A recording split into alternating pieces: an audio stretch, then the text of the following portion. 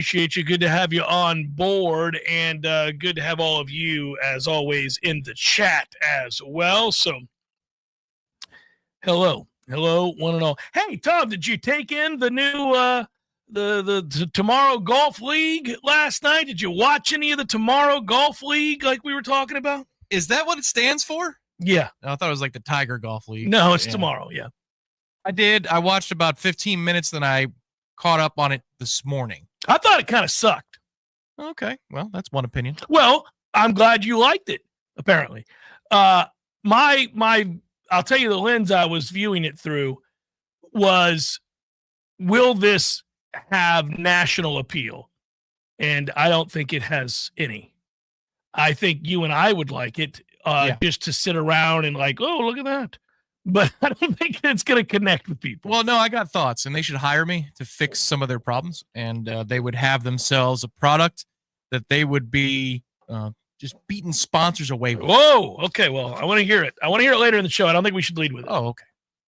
That's fine. I would like to do it. We could do an hour on this, Tom, but I don't think our audience will care very much if we do. And I'm just trying to be mindful.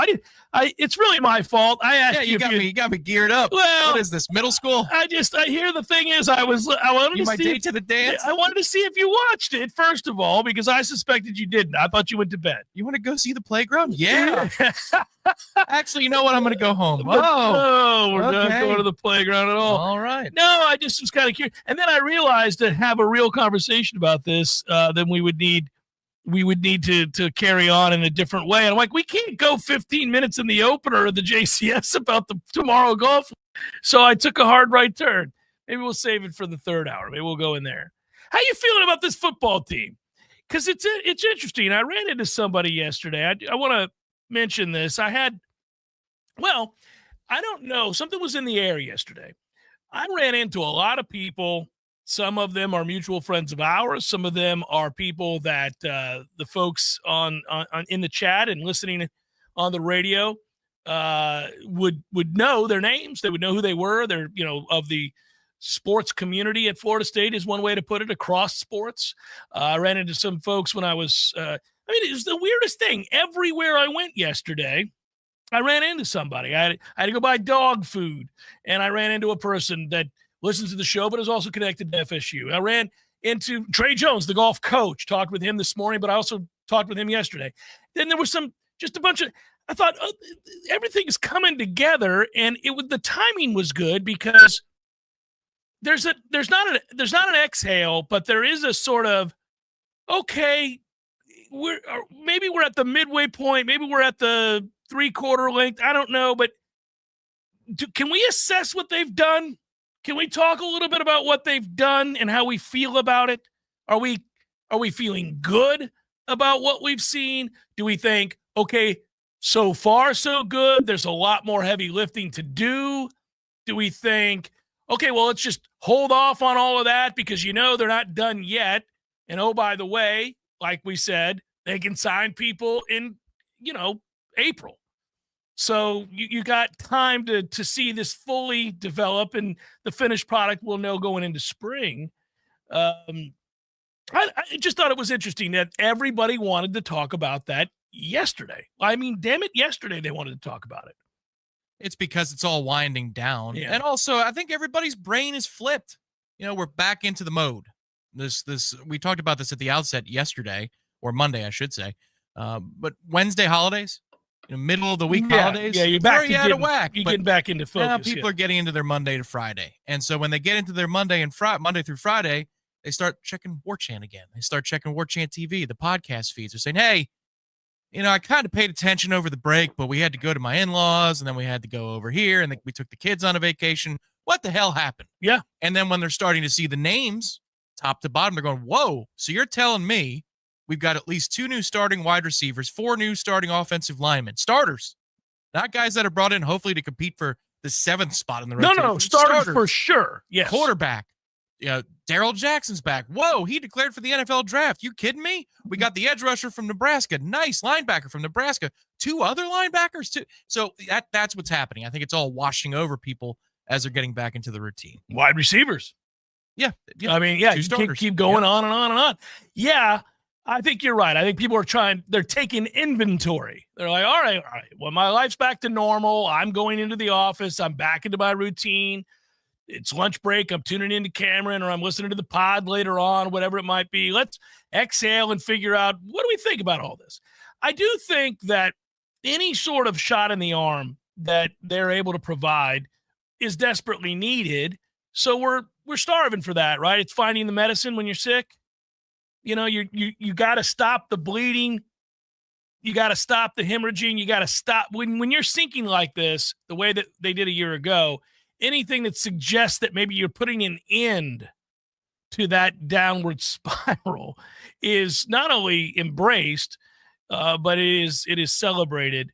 But that is entirely different than projecting your future health. You're just trying to get right now. You're just trying to feel better right now. You're like, listen, I'd like to not have to lay in bed any longer. I'd like to be able to get up and operate and function. You know, I'm not telling you I'm about to run a marathon, but the marathon analogy fits because it's sort of like, I'm really sick right now. I need to not be sick. Can we just not be sick? Because once I'm not sick, we can start talking about a realistic goal for training to the marathon's end, right? I can't do that now. I'm just trying not to be sick. That's what Florida State was going into the offseason, going into the transfer portal market. It was sort of like, can you just stop being really sick and get on your feet? Can you get on your feet? Can we see enough evidence that you're gonna make it? You're not gonna die. I'm not, we'll worry about the marathon. Can you walk out of your house and get the mail? Are we back to that status now? You able to have a conversation if I give you a call? You able to talk with me for 20 minutes without sounding like I've depleted everything you have? You're able to discuss with nuance and intelligence the in between the lines, Can we have all that? All right, now let's talk for real. I'll check back with you on Thursday. On Thursday, let's talk about getting you get you around the block. Let's get you around the block, a little joggy jog around the block. Now we're building towards something. And I think you're just trying to figure out where Florida State's at. And while you celebrate not being sick, you're still not ready to run a marathon. But are you ready to run around the block? Do you think they're ready to run around the block? Have they done enough now to do that? They're going to be power walking. You're going to see them out your front window. You go, hey, look at that. Okay. All right. So you have them as a power walker. Yeah. Oh, well, we should have fun with this. All right, guys, everybody in the chat, here we go. Okay, now we're out of bed. Most of all of last year, certainly by about week 4, the indicator was we got pneumonia. We're in trouble. We're getting admitted into the ICU. I mean, this is bad. They're calling our relatives. Hey, I know you haven't seen the Noles in a while, but you need to come. I don't know if you're going to be able to see them again. I mean, get here if you can. They're in bad shape. And plus, it would do them good just to see your face. Look, it's none of my business. I'm just the across the street neighbor, but I'm seeing that, the in-laws are in there picking up groceries, dropping off groceries. They're not outside themselves. The family is. Did you know that? Were you aware of that? Again, not trying to be nosy, but I haven't seen them outside in weeks. I see Instacart. I see Uber Eats. I see family members. Yeah. Don't see them. So you might want to go check on them. Yeah, check on them. Okay, so once that happens and you realize they're going to survive, you then in turn kind of go, all right, well, what are the expectations for the upcoming year? What will he be able to do? I mean, are we going to get our friend, the Noles? Our friend, the Noles, are we going to get him back to some semblance of being the Noles? Because, I like that guy.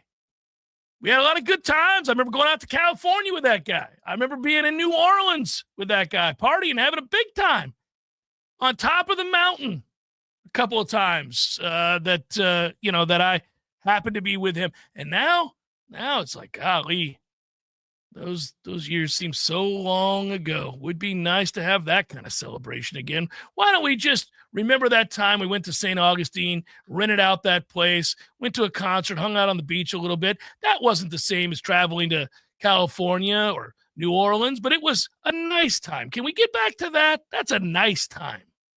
That's just okay. All right, feeling good. feeling better on the road. And I think the truth of it is, as far as this analogy goes and squeezing every last drop out of it, I'm curious that people are excited, rightfully, I think, when you get 4 new offensive line starters and ones that have achieved something of note, ones that have played well in college football games at this level, at a high level. Every one of those guys has. And when you get a linebacker who can play, has been really productive, SEC football games, really productive, then you've clearly improved your team. You've clearly righted yourself in some areas that desperately needed righting. But you also don't know collectively, is it going to all add up to the desirous levels of success that we talk about? That is it going to equal a certain number of wins? That's what people want to know. Yeah, but they're paying attention. That's a win in and of itself. If you're Mike Norvell, if you're Florida State, if you're a booster rep, if you're somebody on the collective who's making phone calls, asking about renewals, the first thing you have to do is gather people's attention again, because the attitude at 2-10 was, okay, they're going to go into the portal, but who wants to come here? Who's going to say yes? Who's going to say yes to this tire fire? Because they might have 1 year left of eligibility. You really want to come to Florida State? I know that there's money that can help facilitate that help process. Mitigate the process, yeah. But if they've got 3 or 4 choices, why would they say yes to Florida State? And so what you're seeing, the immediate feedback is that the coaches you've brought in established enough of a new car smell at the coordinator and position level to get kids to listen. And then, of course, NIL allows the kids to go from listening to say yes, but they wouldn't have come through the door without these coaching changes that were made. So I think from a fan's perspective, they're saying, all right, we're at least interesting enough for kids to come in here and try and fix the problem. That's a good sign. Now, what kind of kids did we get? Oh, you're telling me that they were good players. Like, actually productive. Yeah, productive. We're not projecting. Yeah. We are reviewing. Yeah, they were productive players, correct. Right. In most cases, they were productive players. And so while I don't think it's going to sell out a spring showcase, people are going to pay attention. There's a rumor there's not going to be a spring showcase. I heard that rumor, but I didn't know how substantial it was. Well, let's just address the rumor and call it for what it is. Okay, so we don't know stadium issues. Well, was that it? Yeah, but let's not call them issues. Let's have the conversation really quick, because we introduced it. I did accidentally, and it's not anything nefarious. Hide it. All right. No. So there's a rumor. Massive fraud. There's a rumor. It's a joke, people. That there will be no spring showcase. There will be no spring game, the traditional spring game or anything like that, because they're right up against it with the stadium repairs, or the parking lot's gone. That doesn't help. Well, remember, this is a race against time for a very meaningful game. Any season opener is meaningful. You've got people flying in from all over. You've got people driving in from all over. You got people spending hard-earned money to come watch their beloved Noles. You got to have the stadium ready. Stadium logistics, not issues. Yeah. So this is a race against time, but the problem is it's not just any opener. You're fresh off a 2-10. You're trying to put your best foot forward. You are altering the roster by what? What are we up to now? 30 different some odd players if you count the high school. 16 transfers plus the class. Yeah, right. So you're around 3 dozen. Yeah. So you're not done. No. So you're totally flipping the roster. You're trying to get people invested again after having gone through nonsense that we should have never gone through. And you've done all of these repairs and redesigns and all of that for the stadium. So people are excited to see, what is it? I mean, they've asked for a lot of money and a lot of investment, and people are going to make their way to town, and you're playing Alabama. It's going to be a huge stage. The country will watch the brands that are Alabama, Florida State. They will flock to that game. And the networks are elated about that game, right? Alabama, Florida State is huge, but it's here, and you have to be ready for it. All of the logistics that we're talking about have to be right. So anything that would interrupt their progress on a daily basis to that end, I think, obviously, we know, are in question. And that would include the spring showcase. I dare say, and I don't think they would say this, but if I'm a coach and I'm working really hard to ensure that we're running our new schemes, plural, efficiently, like in a way that gives us a chance to beat Alabama in game one, I don't need the spring game. I don't really need to put on a show, do a, dog and pony show. I don't need to do all that and have everybody come out and no. We need to practice. We need to be grinding every day. Those showcases, let's just be honest with you, they suck. They're not great. The spring game went the way of the dodo a long time ago. It's nobody's fault. It's nobody's fault. That's not Mike's fault. 2-10 is, but that's not. I don't blame him. Look, these guys, they're not going to scrimmage anymore. They're not going to do what spring games used to do, which is put together teams that played real games, something close to a real game. They don't do that anymore, and thus, frankly, they suck. I just reviewed the Alabama game and the date of it. It's the 30th of August, which by definition means it's not on Labor Day Monday night because it was not in September. That's nice to actually have a game on a Saturday of week one rather than a Sunday night or a Monday night. Yeah. Yeah. Just as a fan, the experience of that, the travel, if you're somebody who lives in any part of this state or the Southeast, or you're an Alabama fan who wants to see what Doak Campbell's all about, Right. It's nice to have a day to go back, 2 days actually, with a holiday weekend before you have to return to work. Now, of course, we at Warchant will be right back to work the next day. It's just, I got tired. I didn't realize until I saw that it was on August 30th and it's a Saturday. I didn't realize how much it irked me that we would play Sunday games and Monday games Labor Day weekend. Little detail, but that's nice. Yeah, you'd like to have a normal set of circumstances surrounding your week-to-week college football experience. I mean, this year, what did we play? 5 Saturdays? 6 Saturdays? Well, it was always weird. We were frequently a standalone, by the way. Yeah. So we could really showcase our suck. I mean, if you wanted to get a good glimpse of just how bad Florida State was and you didn't care about Florida State, but you recognized them as one of the preeminent programs in college football, like we do other programs that fit that bill, don't worry, you're going to get to see them. They'll be in prime time just for you to see them take this ass kicking against a lowly team that has no business walking into Doak beating their ass. And, it may be a singular primetime game on a Friday evening or a Monday night.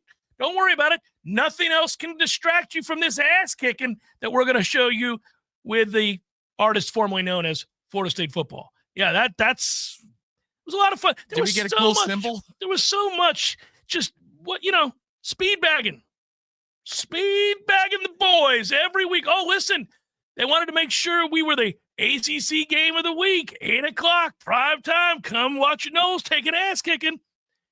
Inconveniently, if you're from out of town trying to come to the game, inconveniently try to get up here and watch this singular showcase of an ass beating at home. Have fun with it. I'm sure there's something you could do with the spear to make it seem like the logo of the artist formerly known as Prince. It's kind of what he was going for anyway. Yeah.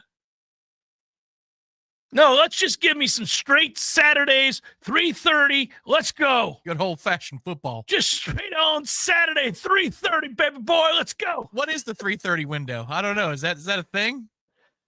What do people mean when they say the 3:30 window? Yeah. Never heard of it. I've heard of 8. I've heard of 6. I've heard of 12:45. I've heard of 11 a.m. and noon. The fan base is like that group that has accepted that like they should do something differently, and they went too far. It went too. This doesn't sound like the Stones. Why is there a keyboard? What is happening here? Is that a synthesizer? They don't need a synthesizer. This is. This isn't right. I don't like it. Just because other instruments exist doesn't mean they have to exist within the Stones. Let's just do this. Now our audience is kind of like, all right, we've removed the clarinet. We're ready to rock on. 3:30 Saturday. Let's go, baby. The clarinet has its place. We got a rhythm guitar. We got a lead guitar. Yeah. We got a bass, a drummer, and a singer. That's it. That's all. 3:30 kick. That's it. We're rolling. Party accordingly, guys. We're walking into Doak. It's Saturday. We're not a singular performance. There are all kinds of other games going on. Come see your boys at 3:30. Go home at a reasonable hour and get some sleep. We'll do it again next Saturday. It won't be on a Friday or a Monday. It won't be in Ireland. It won't be in Finland. It won't be on a Wednesday on the ACC. No, Saturday, 3:30 every week. Come on. We got you. Same place, same time. Let's see if they're any better. That happened to me years ago, a situation like that where you're in a singular stage. I was the head of a department of this organization for high schools. And when I got to the weekend meetings, all the kids are in there and you're thinking you're going to go into breakout groups. And it's 6:00 the first night. There's the welcome reception. They said, "Are you ready for your keynote?" Keynote? Hell are you talking about?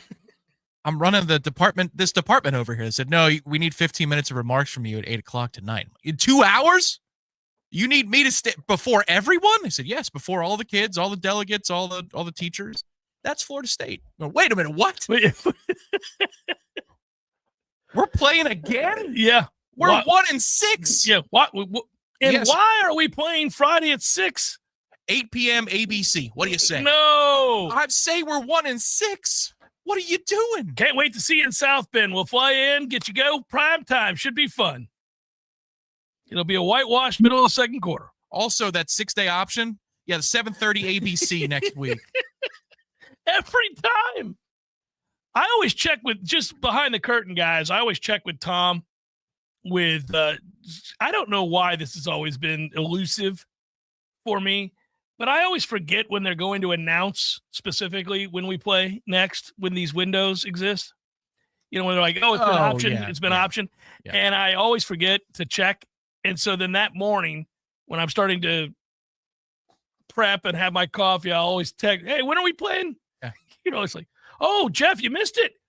Next Saturday, 8 p.m. prime time. We're the only game on, buddy. Yeah, look, I mean, this year, I think both of us didn't really look for that information because we assumed it was just going to be 8 p.m. ABC, 7:30 p.m. CW, 9:25 p.m. Animal Planet, but it was going to be in prime time, and we were going to go late into the night, and that's the way it was. But yeah, it's Monday around 12 or 12:30. That's when you get the news, usually around when the coaches are doing their pressers. I will answer some questions. I see people are feeling it today as well in the chat. We'll get to a couple of those. Jeff Cameron showing a Balls McWednesday. Hope this is treating you well. Not some sort of off-the-wall weird schedule at all. No, right on time, right where we're supposed to be. 93.3 Real Talk Radio, Warchant TV. This is Jay of Paul's Termite and Pest Control. There are many companies out there selling pest treatment programs at prices which seem too good to be true. Like most things, you get what you pay for. Let's separate the fact from the fiction. Fiction. The price these companies offer includes all visits needed to keep a home pest-free. Fact. Their prices only include regular visits for exterior treatments. If you encounter pests inside your home, these companies will charge you for additional visit. Is that really pest prevention? At Paul's Termite and Pest Control, we always apply exterior treatments, but our plan includes a significant difference. Whenever you encounter an interior problem, Paul's technicians are there, usually the same day you call, and there is no extra charge. With ProShield, you'll never pay extra for providing the service we promised.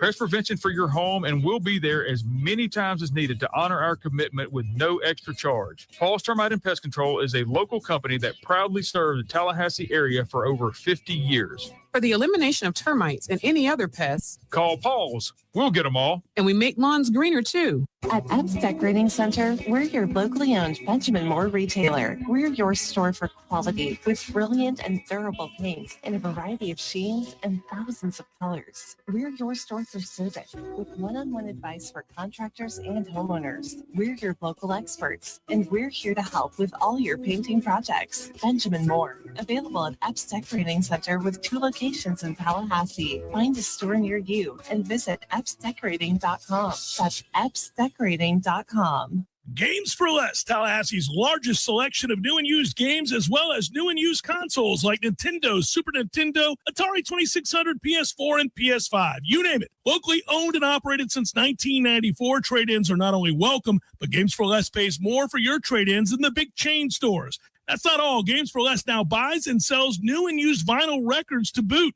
George loves the Beatles, by the way. Reserve all the new releases today at Games for Less, conveniently located in the Walmart Supercenter Plaza on Appalachia Parkway. Dream it, plan it, do it. Brian Barnard's Flooring America offers a straightforward way to shop with our streamlined shopping. Finding the right flooring is simple. Visit our newly remodeled showroom featuring the Room to Explore shopping experience, where our knowledgeable staff will walk you through the steps. Our family has been serving the area since 1976 with a local staff of more than 35 people trained in flooring sales and design. We know floors. And we know styles. Let us help make your home timeless. Brian Barnard's Flooring America, where friends send friends. Don't miss TSC Tuesdays every Tuesday morning at 7:30 a.m. during the Greg Tish Show. Find out what's happening at Tallahassee State College every Tuesday at 7:30 a.m. on Real Talk 93.3 FM. On the front lines, fighting the insanity of the woke, it's Matt and Brett Oster with America. This is G. Deckerhoff. In 1979, my friend Guy Moore opened his first store. Over 45 years later, Garnet and Gold is still providing the Seminole Nation with unique ways to show their spirit. As the last locally owned FSU merchandise source in Tallahassee, we're proud to be a part of the Florida State experience and this community. If you're a Seminole like me, this is your store. Garnet and Gold. Go Noles. It's back to interval training. Well, now Orange Theory Fitness has done it again, adding more ways for you to improve your health and look your best. In addition to the always great standard workouts, OTF has added Tread 50 and Strength 50 for those in the mood to just lift for an afternoon or attack those cardio goals for the day. Take the guesswork out of exercise. Make sure you're getting the most out of each and every workout. Orange Theory Fitness, location Midtown Tallahassee and Village Square Boulevard. We are the Jeff. Really, we are. This is Real Talk 93.3. The Jeff Cameron Show is a production of the Warchant.com Multimedia Network. Check out Warchant.com today for the latest news inside Florida State athletics. That's Warchant.com. Now, back to Jeff on Real Talk 93.3. Rolling on Big River on a Balls Wednesday. Good to be with you. Appreciate you being with us, as I said. Tom, I am excited to note that we have another new sponsor on board here, and I'm learning. You learned firsthand, faster than I did, because you did the right thing right off the bat. I have not. So therefore, I'm going to utilize your personal experience as I talk about our newest sponsor, and really quickly want to thank them. Rocket Money. What about Rocket Money should we tell the fine folks, other than you can save a ton of money? And, it's one of these things where we like to save a lot of money, and you want to get organized as well. I know that too. Like, getting organized is important. I had a lot of that, the weight of getting organized and financially organized as well.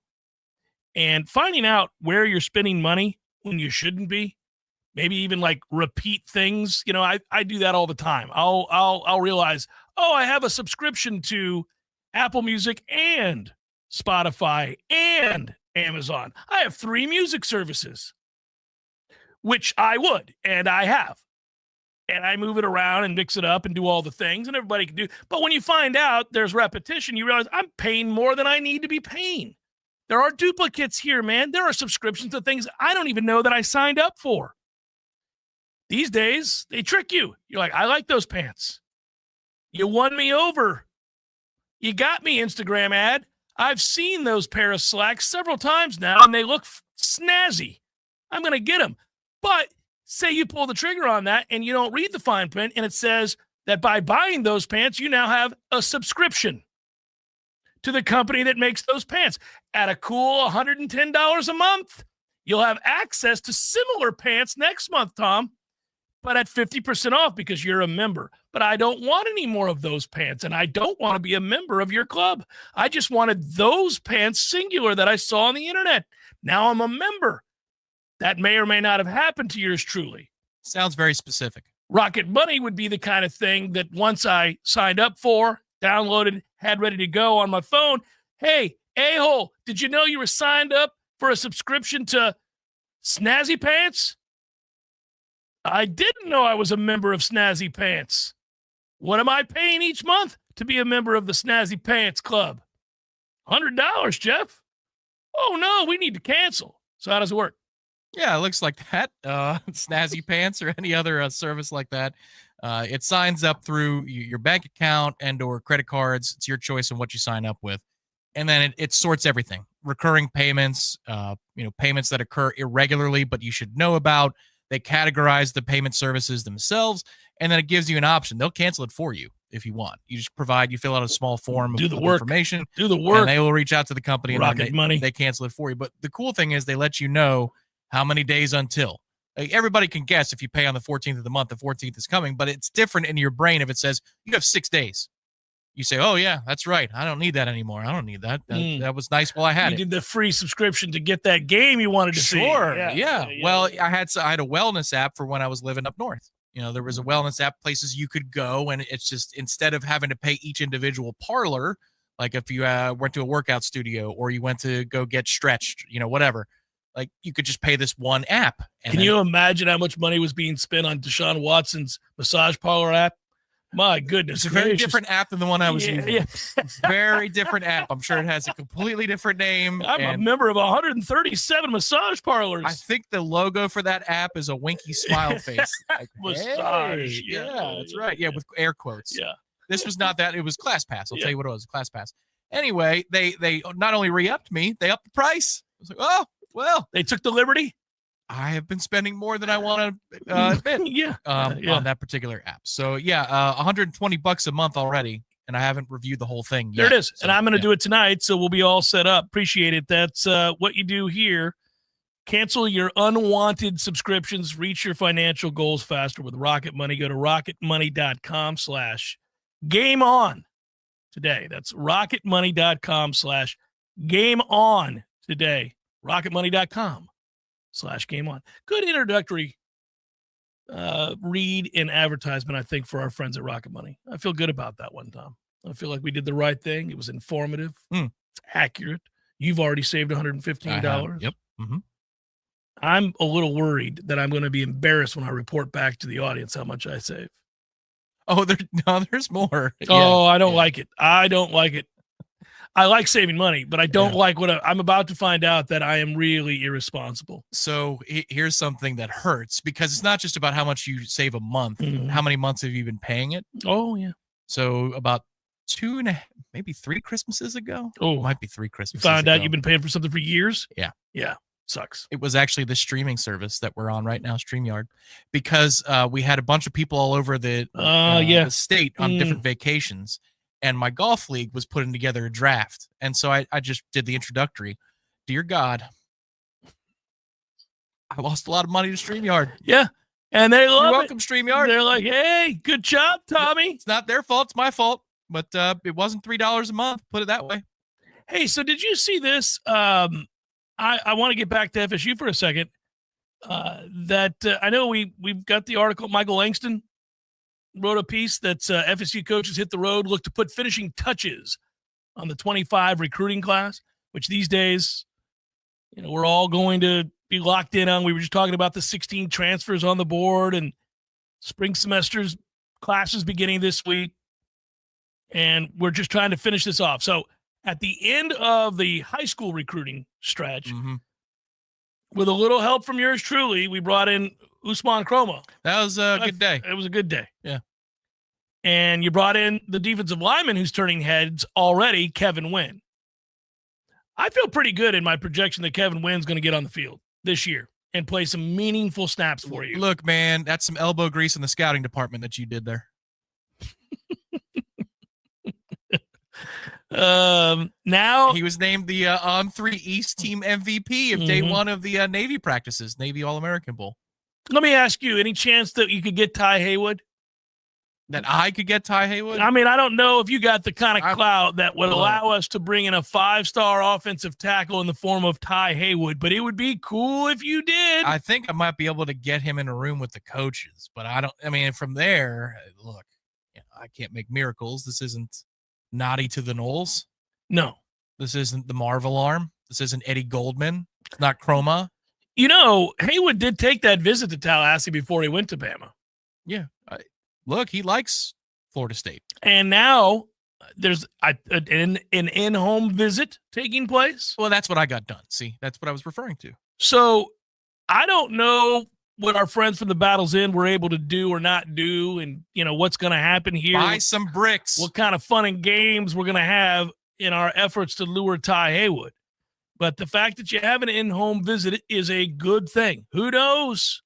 You've got an audience, a captive audience in the moment. Right. They've been welcomed into the home. the abode. That's right. They're welcomed through the door. So, work some damn magic, man. I know this. He's probably, meaning Mike, probably worked more magic than magic isn't the right word. He's probably been more successful in this little run of convincing transfer portal players of note to say yes than I thought he was going to be, coming off of 2-10. Because as I've said before, you've already lost the new car smell. You're having to redo this again, reinvent yourself again. So whatever it was that he figured out about the ways to pitch why this isn't going to be a major rebuild, like singularly it may be, but it can't be a long-term rebuild. And I want to get back to that point. It was the point I was making when I was using the analogy of being sick and getting back on your feet. This cannot be, in order for Mike to make it, in order for Mike to have success and be here 2 and 3 and 4 years down the road, this cannot be a long-term overhaul. It can be a singular year. We're back on our feet. Sorry, we were down in the dumps. We were under the weather. We're feeling better and we're training again. It has to be that. It has to be, because if you let it linger, then it wasn't an accident. And the perception from the outside at that point is you're the problem. It wasn't that. It's the byproduct of a very weird time in college football where if a few mistakes were made at that time, at this transitional phase in college football, you could suffer damage far beyond anything we've seen in yesteryear, given the way programs were built before. There was a safety net that would never allow you to fall from, 12-0 to 2-10. You couldn't have done that if you were built in the traditional manner in the way college football used to be, because the build up to having a season like that would have ensured lots of recruiting classes on top of one another that were successful. So you would have had the resources to avoid the absolute disastrous drop that we saw a year ago, but not in today's college football. We're already seeing that not only can you go from 12-0 to 2-10, you can go from 3-9 to winning a conference and making the college football playoff, because it just happened. You're seeing that everywhere. That's not the way things used to be. It couldn't have been that way in the past. So you do have a weird angle you can take if you can convince, but you don't have that in perpetuity. You have that this one time. There can't be another. That's something that's not new at all. If we were in Gainesville, or if we were doing Pop-Tarts radio in Miami, or we were wherever, that's not Florida State. But let's say that you battle with Florida State on the trail a lot. Yeah. You're licking your chops, because the sign of a coach in trouble is when coordinators get fired and new coordinators are brought in. If it was us on the other side of the argument, you'd say, oh man, right. Well, he's on his last legs. I mean, that could be a thing that's not salvageable, because they had to clean house. They had to bring in new coordinators. They couldn't fire him. They're stuck. But what is new is that person can save themselves very quickly. Sure. Well, I'm agreeing with you that the reality is you can't have this thing become a trend. This year is very important, and they're approaching it as such, that there needs to be a significant gain in the W column. Probably a quadrupling. Yeah, that's true. I'm kind of curious. I don't know what the number is where you no longer have the stain upon you? It's 8. I think it's 8 too. That's funny. Quadrupling. I said I don't know what the number is, and in my head I go, you know, it's 8. It's 8. Why I might have suggested quadrupling the total. Yeah. And then that's a whole nother discussion. Is he going to be healthy enough for that kind of time in this marathon after being so sick? Because 8's a significant time. 8's a good marathon. You did a good job. 8's a decent number, but all 8 does is keep people quiet-ish. Doesn't quiet them completely. 10 silences people. 8 has you pause and watch in 2026 and see what happens next. Anything less than 8, and, well, not great. Yeah, because there are consequences. I mean, this is the whole thing about losses. They elicit a certain feeling. It's easy as we sit here in January after that disaster, or even in the summertime, for us to say, well, if he gets back to 8 wins, I'll feel better. I'll feel good about the program again. I'll feel like it was a blip on the radar. Yeah, maybe in theory you do. Intellectually you can wrap your mind around that. But then that means there are 4 losses. And they're going to make you feel a certain way. Well, and if you hit the inside straight on those 4 losses, that they're Alabama, Miami, Florida, and Clemson, like it's 8. Yeah, it's 8. It's 8. It's 8, but you didn't do anything. You'd almost rather trade a Virginia Tech for a Miami. You're like, well, that's 8 with a Miami win. Yeah. I agree. Jeff Cameron Show, 93.3 Real Talk Radio, Warchant TV. Your local news now.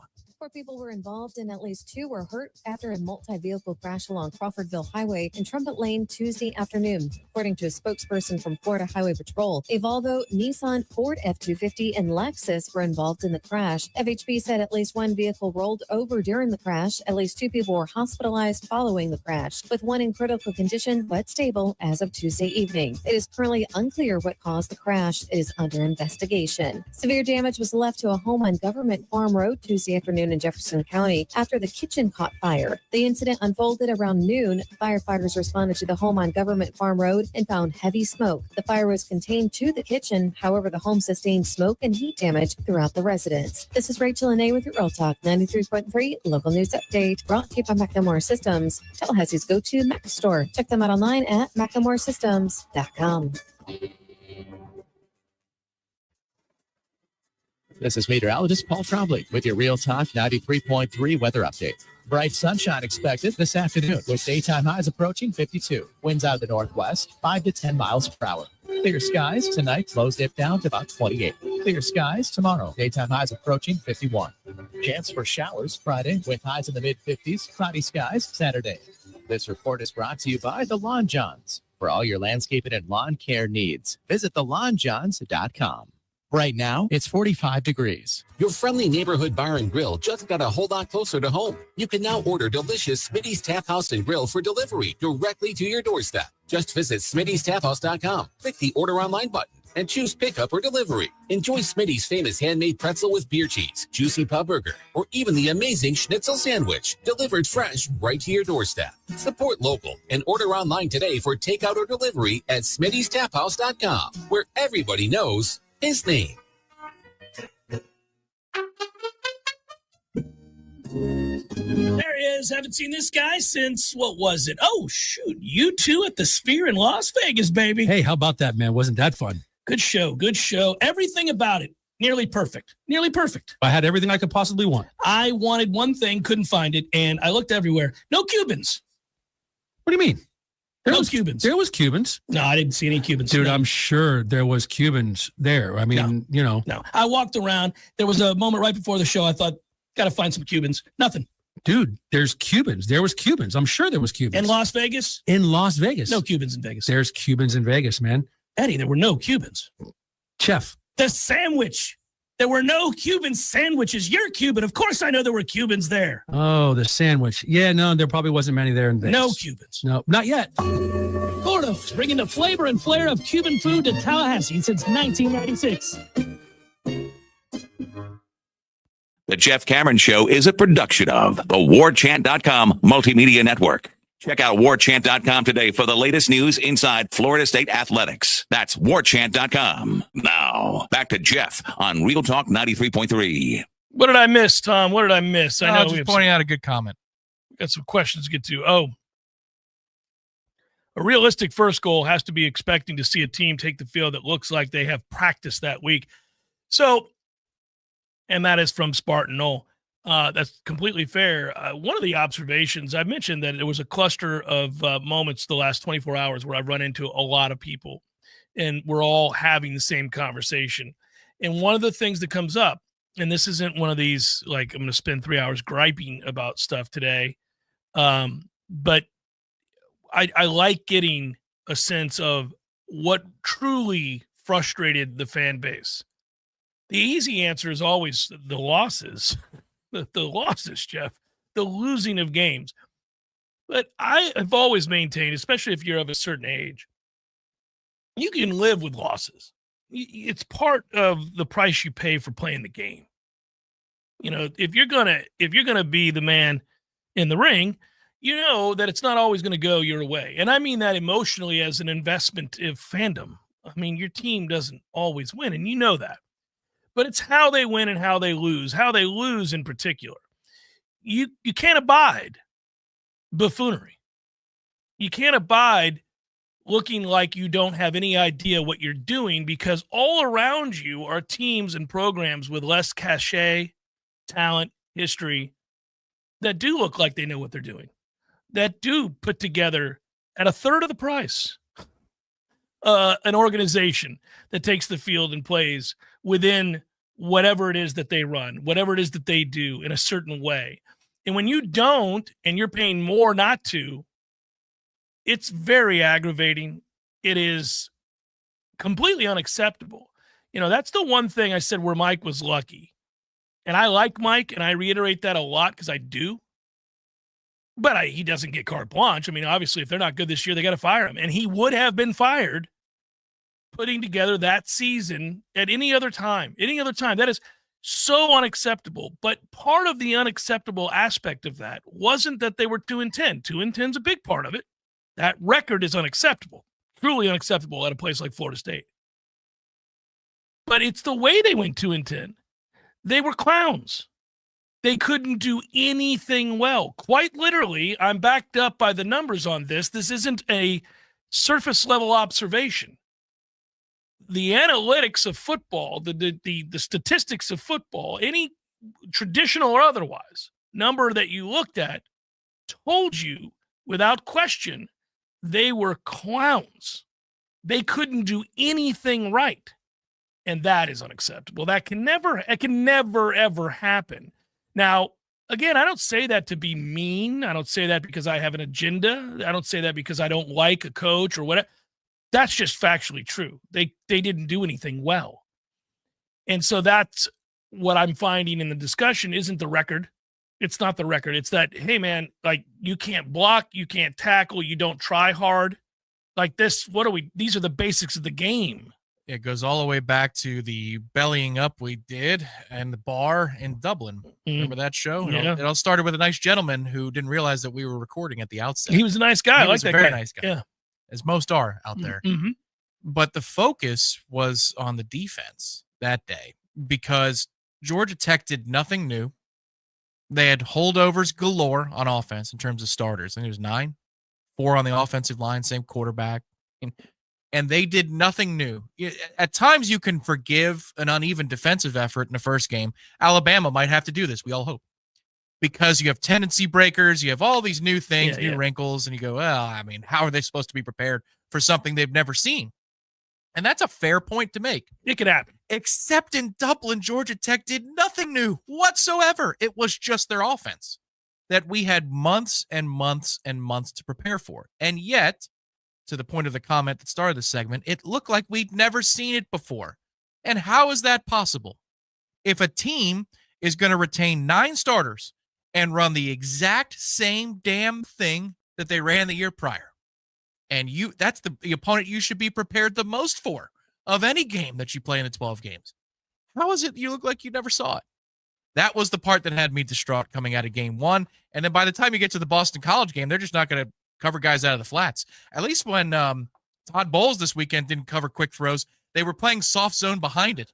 Florida State against Boston College just didn't have anybody there. They're like, go ahead, score. No big deal. Correct. There was a coordinated reason for the softness that you just described. They knew they had nothing for the big play over the top, and they wanted to keep everything in front of them and win in the red zone. Even though it was a free pass, It was literally it was. a free pass of the football. Until you got to the 20s. Yeah. And that was the idea. We're going to make enough stop within the 20s. And, oh, by the way, we like our offense.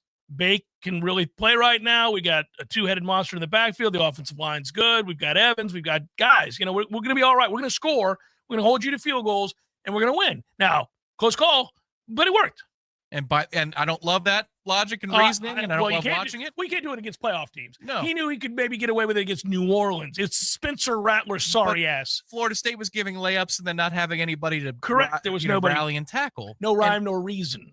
Correct. So your first opponent is guys, that's their offense. That's nothing new. How do you look confused?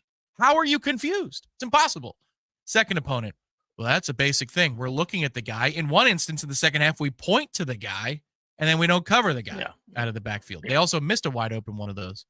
Well, one was dropped by one of our favorite ex-players. That's correct. And by the time they righted the ship and steadied the ship a little bit for Memphis, the offense was just so far gone because it looked like we never practiced all year. Yeah, so that's the level of unaccepted anger. That's what I'm saying. Shannon Young, loansforknowles.com. That is loansforknowles.com, Fairway Independent Mortgage Corporation. Shannon does a great job. He'll make you money. He'll help your dreams come true. He'll work tirelessly for you. Smart, really good at his job, takes great pride, cares deeply.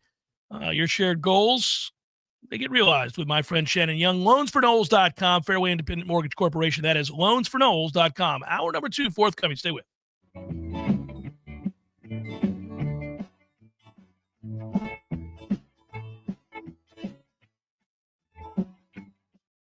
This is Alex from Fulmers. We've been buying gold and silver jewelry, fine watches, and other collectibles for over 45 years. But did you know Fulmers buys and sells gold and silver coins, bars, and bullion? Don't get scammed online or pay high shipping and handling fees. Call or stop by Fulmers for a quick and easy quote. No matter if you're new to investing in bullion or have been collecting a lifetime, Fulmers is your local source for buying, selling gold and silver coins and bullion. Fulmers, more than you might expect, with 2 great locations.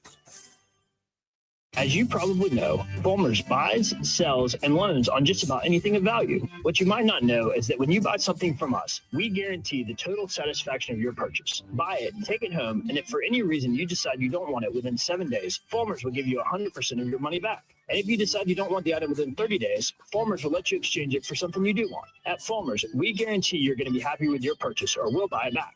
Fulmers, check cashing, pawn service, and sales. 2 times more than you might expect with 2 great locations. AC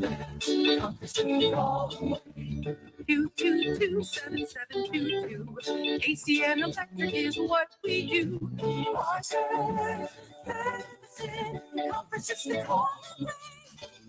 Hi, this is Jeremy Parker, owner of Parker Services AC and Electrical. As we welcome the new year, I want to take a moment to thank you, our loyal customers, for trusting us to keep your homes in Tallahassee, Crawfordville, and the surrounding areas comfortable throughout the seasons. It's been our honor to serve you in 2024, and we look forward to providing the same dependable service in 2025.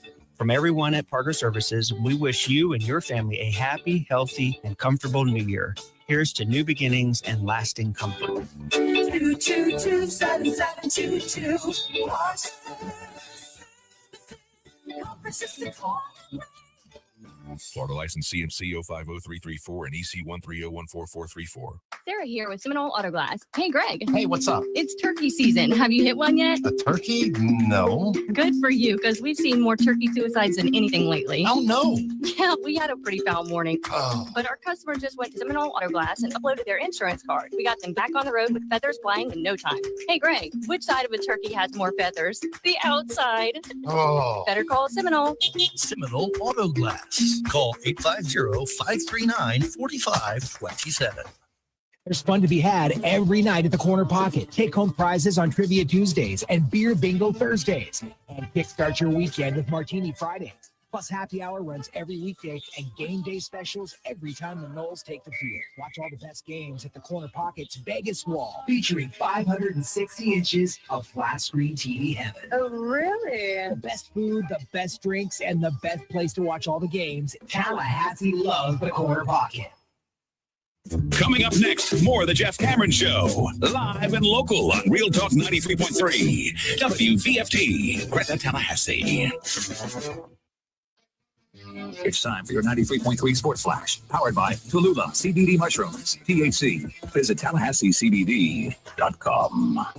The NFL playoffs beginning this weekend, and on Sunday, the Tampa Bay Buccaneers will be home at Raymond James Stadium as they take on Washington. Bucs entering the postseason, winning 6 of their last 7 at 10-7. The Commanders, they're 12-5, led by rookie quarterback Jaden Daniels. College basketball, Florida routed the Tennessee Volunteers 73-43 in Gainesville Tuesday night. They hand the number 1 team in the country their first loss of the season. Florida never trailed in the game. Elijah Martin scored 18 points, and Denzel Aberdeen added 16. Florida improves to 14-1. Florida State in action tonight. They're down in Miami to take on the Hurricanes. Noles at 10-4 after they beat Syracuse over the weekend. They've won 3 of their past 4 games. Miami, they've lost 10 of their last 11.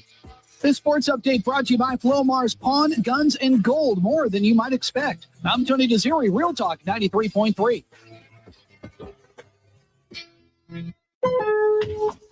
Lowe's knows how to help you save time and money, no matter the job. That's why we can deliver supplies to your job site as soon as same day, so you have more time to get the job done. Because when you need it fast, we've got you covered. Lowe's knows pros. Valid on eligible in-stock orders and select zip codes. Placed by 2 p.m. for same-day delivery by 8 p.m. Subject to driver availability. Fees vary based on purchase. More terms apply. See Lowe's.com/same-day delivery for details. Drivers who switch and save with Progressive could save hundreds. With that kind of money, you could go big time and switch to the expensive shampoo with amino acids. Sure, you don't know what those are or why you need them, but it sounds very impressive. And if you switch and save hundreds, you can massage it into your scalp every day. Now, if only you can get people to lean toward your head to smell those aminos. Switch to Progressive and you could save big time. For shampoo, Progressive Casualty Insurance Company and affiliates, not available in all states. Potential savings will vary. Hey, no fans, our partner ISF Inc. is a national management and IT consulting firm located right here in Tallahassee, Florida, solving the future for state governments through strategy, process, and technology. As a trusted advisor for state governments, ISF knows the importance of defining a clear and detailed strategy. Our friends at ISF can help your organization create a strategy that sets you on a path to success. ISF, your vision plus our expertise brings your brilliant ideas to life. Visit ISF.com to learn more. ISF, solving the future.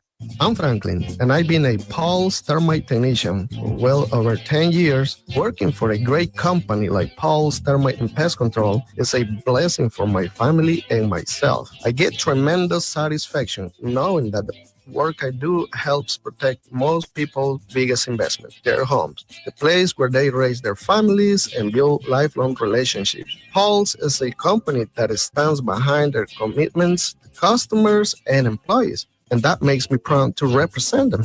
I'm Jay. Having the privilege to work with people like Franklin and all of our employees is truly an honor. There is no doubt that the staff of Paul's Termite and Pest Control is the best in our industry. All of our people are local, and local really does mean something. We are North Floridians. Our kids go to school here. We shop here. We build relationships here, and we honor our commitments. To all of our customers, thanks for trusting us to protect your family, pets, and home. For the elimination of termites, any other pests, and a greener lawn too, call Paul's. We'll get them all. Science-backed, technology-tracked, and coach-led. Hey, Jeff Cameron here. You've heard me rave about the benefits of Orange Theory Fitness and the proven track record of science-backed interval training. Well, now Orange Theory Fitness has done it again, adding more ways for you to improve your health and look your best. In addition to the always great standard workouts, OTF has added Tread 50 and Strength 50 for those in the mood to just lift for an afternoon or attack those cardio goals for the day. Take the guesswork out of exercise. Make sure you're getting the most out of each and every workout. Orange Theory Fitness, location Midtown Tallahassee and Village Square Boulevard.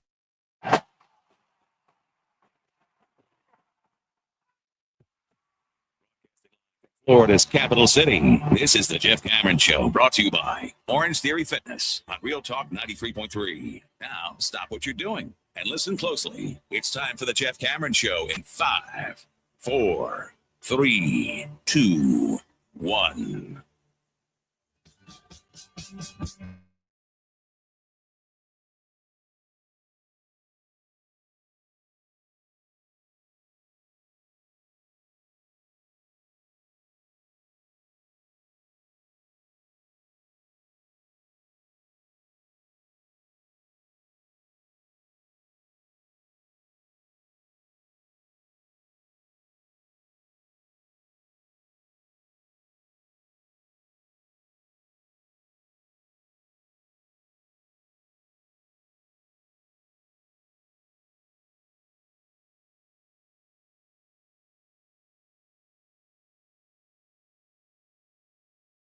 Tallahassee College, whatever it is, if you have those cold weather accoutrements, if you have those items that you never get to wear, you do now, buddy.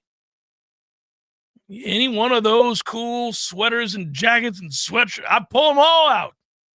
I went to the side closet, as I call it, where all the cold weather stuff is, including my leather Tampa Bay Buccaneers jacket that I've worn once to Chicago, Soldier Field, many moons ago when Brian Greasy was the quarterback for our beloved Tampa Bay Buccaneers. Anyhow, if you have those items, you get to don them like today, yesterday, tomorrow, into next week a little bit. Good.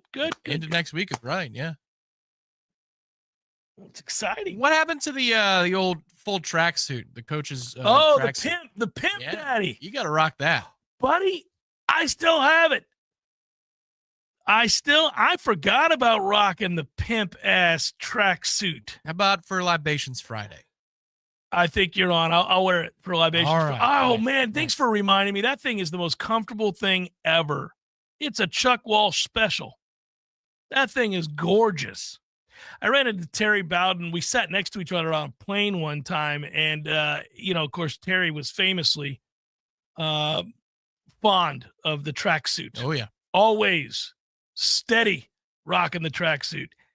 And no offense, Terry. I mean, we had a lovely conversation on the plane that day, but I remember thinking, you look ridiculous.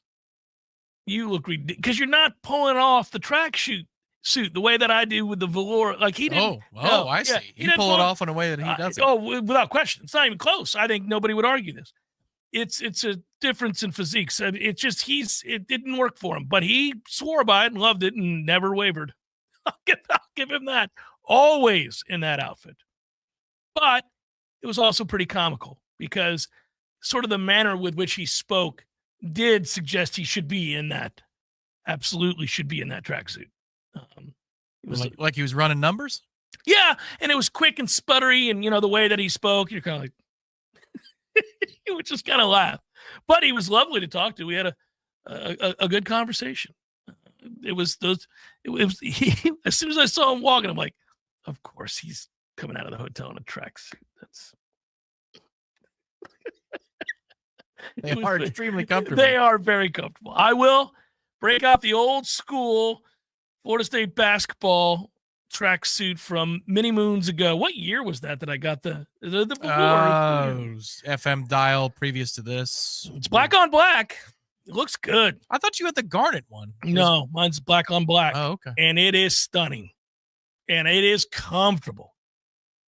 I will absolutely make sure I get me one. Get it on for Friday. I will. Hey, 2 Live Hollywood. I screwed up and did not get to you last hour, nor did I get to George Osceola Trucker. All right. 2 Live says, Jeff and Tom, is it me or do you both have a feeling like me that I don't think they're letting Mike pick the groceries? The old Bill Parcells reference. I truly don't believe we get the recruiting class we get or got if it's not for the coaches we have now. Yes and no. Yes and no. I mean, your assistants are always going to have a big say and a big part in a recruiting class, or they ought to if they're not lazy and not doing their jobs like the previous staff. That sorry-ass staff refused to recruit like men. But, I think you've got guys that are willing to go to the store and pick them up now, the groceries. Mike might say, hey, I made a list. Can you go get I'd these really things? like this guy. I need you to put your best foot forward and get this guy. Right. Can you go to the store for me? Yeah, wasn't trustworthy in getting those guys or efforting in a way that would make any sense to get those guys. But you think he made a list? He's like, yeah, I like this list. No, well, ultimately, look, I will say this, and this is the burden of being the head coach, but of course it's the burden that also comes with the money. This is what the money's for. When you have an aspect of your organization that is failing and is substandard, you as the head of that organization have to address those problems. And I think the legitimate criticism of Mike over the last couple of years, even when they were winning, was that you weren't gaining traction in the prep recruiting ranks in the manner that you should have based on the rise and the successes on the field that you'd helped engineer, that you were, out there winning, 9 regular season games the year prior and then 12 the next year. We're just looking at regular seasons here. You were doing all of those things. You should have seen something, well, certainly something akin to a top 10 class in recruiting, and you never did. And that was largely because your staff was not that of a good recruitment group, if you will. And the only thing I would argue with that is that your head coach is ultimately your best recruiter. And he also has to set the standard. And if you're not going to do your job, you're going to be held accountable, as in I will fire you if you don't do better in recruiting. And there was lots of evidence that many of those guys were not doing their job as recruiters. And there were no signs prior to the record on the field becoming what it was that they were going to be fired. They were going to be allowed to be here if it hadn't been for such a catastrophic result last year. And that's the head of the organization not doing his job, not doing a good enough job. And there are consequences. The consequences were obviously results, but also, you find yourself in a quandary again where you're just so wholly dependent, and this vicious cycle continues. You have no choice right now but to do what you're doing with the portal. And it may be moving forward that you are more heavily reliant on it because that's the way of the land and all of those things. But surely I think we could have found a little bit better balance. I just don't know when you're going to be able to strike that balance anytime soon because you're so woefully behind. And you don't have time to wait and develop. So you've got a few. Now listen, they did, to Two Lives' point, they did salvage something of the prep class. They did go out and turn some heads and find a way to hold on to a few guys and get some others to say yes. They did. They pivoted and they did a good job with that. And I think that they've also figured out the key is whom you go after and how do you prioritize. Yeah, it seems like, for example, the way they finished, that you might have for yourself something in the way of edge rushers in the future here. Like you close strong with a couple of kids that could do that. Mm-hmm. Now, the definition of an edge rusher changes with a 3-3-5 versus a 4-3. Where are they going to line them up specifically? But, it was nasty work every single offseason when you felt like we have to go into the portal to go get our best pass rusher because we don't have one. Like Patrick Payton expectations were there last year. I'm not trying to rewrite that, but it was Jermaine Johnson and Keir Thomas, followed by Jared Verse. And then you really wanted to go get Marvin Jones as an insurance policy as an edge rusher because you needed to have him. The answer was not on your roster. Love Byron Turner, but you were never thinking that, wait till he gets his opportunity. No. When times have been good for Florida State, you think on defense that I can't wait for that kid who's held back by the guy above him who's going to go to the NFL. Can't wait to see what he does with 50 snaps a game because he's going to produce. Never felt that way at many positions for us. And that's the big indictment on high school recruiting. A failure to do it is that you feel the need to go grab portal players every year. And that was one frustration I had, even in the moment, is there a time where Mike is just driving down Capitol Circle? He goes, why do we have to get 20 transfers this year? I mean, we do bring in high school recruits. Why do I need 20 transfers this year? No, I think he knew the answer to the question, and I think he realized it was a shortcoming of the staff. But like anybody else, when you're in a position where you hired somebody and you like a lot of aspects of what they bring to the table, you might even be friends with them. So you have a combination of things there. You're friends with the person, you trust the person, they've done some things really well for you. Then you've got blinders on sometimes. Like you don't really hyper focus on the part that's hurting you to the point where you take action on it. And that's why you really oftentimes either need to have the ability, and this is hard for all of us, we say this all the time, looking in the mirror and telling yourself the God's honest truth about who and what you are as a person. Man, that's tough. It's tough for everybody because there are a lot of great things about you, all of us, presuming you're not crazy, a sociopath or whatever. There are a lot of great things about most of us, right? But we all have shortcomings and weaknesses, and confronting those shortcomings and weaknesses is very, very difficult. That's why it's best to have somebody you trust implicitly, ideally your life partner or your brother or your mother or father, or somebody that you can handle hearing it from that would tell you, hey, I love you to death. That's why we're together. But my man, you really have a blind spot for this. And you refuse to address it, and it's hurting us. And we need to get this fixed. I think that's true in business. I think it happens all the time. I think it happens in sports. It happens where somebody would have needed to say to Mike, who on that staff was going to say to Mike, hey, your assistants, they're good at this, this, and this, but boy, they can't recruit a lick. Kirby, you're one of the best in the country. You have been for some time now. Everybody knows it. We need to bring in outside help to get these kids to slow down a little bit. Okay. Whatever it is you've told them is not resonating, sir. You think you've got this on lock and you think you've reached them, but Kirby, I mean, we've been through this now. I'm sitting in the office again. This is the 7th time. I'm checking now. Yeah. This is the 7th time in the last 6 months I'm sitting in this office. We need some outside help here, pal. Well, think about it. And that is true. Like, we kid, but that's accurate. Like, why does Georgia have 9 arrests or 11 or whatever that number is now for people who are speeding incessantly, even after people have been killed because of said speeding? Like, why? Why does that continue to happen? Well, and behind the scenes, you know what's happened in between all those incidents, because the coach is the most powerful person in that town, right? You would say Kirby in Athens is, if not one of the most powerful people in town. So he sat down with the sheriff's department or the local police department, whatever agency it is. He sat down with the chief of police or the sheriff, and they've had a conversation. And that law enforcement officer has said to Kirby, it's got to be zero tolerance. My man, we've let 9 incidents go. Like, these are just the ones that the public know about. If they knew all these ones that we said, all right, moving on down the road, sir, I need your help. I'm going to arrest them. Kirby, please. That conversation 100% has happened, and they've not been able to fix it. No, they haven't been able to curb it. And it could cost, ultimately, it could really, ultimately, Tom, it could really cost him in that program long term. Like, honestly, it could undo all of the other great things. That's why that level of oversight is so necessary, where you can't turn a blind eye. You got to get it right. And I think in Mike's case, where these shortcomings were happening, they're masked a little bit because you're winning until you're not. Because you're winning, you tend not to hyper focus on the thing that isn't working, because you're like, well, what does it really hurt us? I mean, and the perfect marriage that allowed for, I think, this to turn into a nightmare was that you lost, in addition to all the talent from the previous year's team. And that is unquestionably true in the way of quantifiable draft choices. Like, these are the talent, the elite of the talent pool that go to the NFL. When they're drafted in the 1st and 2nd and 3rd rounds, this is unquestionably true. Okay. So you lost that, but so what? You lost, and I say, so what, somewhat tongue in cheek. So what? You lost a kid that ran a 4.4 and another kid that ran a 4.46 and another kid that did this off the edge and another kid that is now making the Pro Bowl in his rookie season and another kid who did that. Okay, that matters. You're going to take a step back.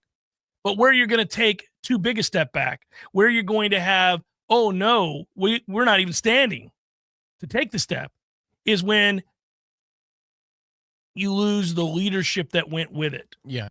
Those guys happen to also be the best leaders.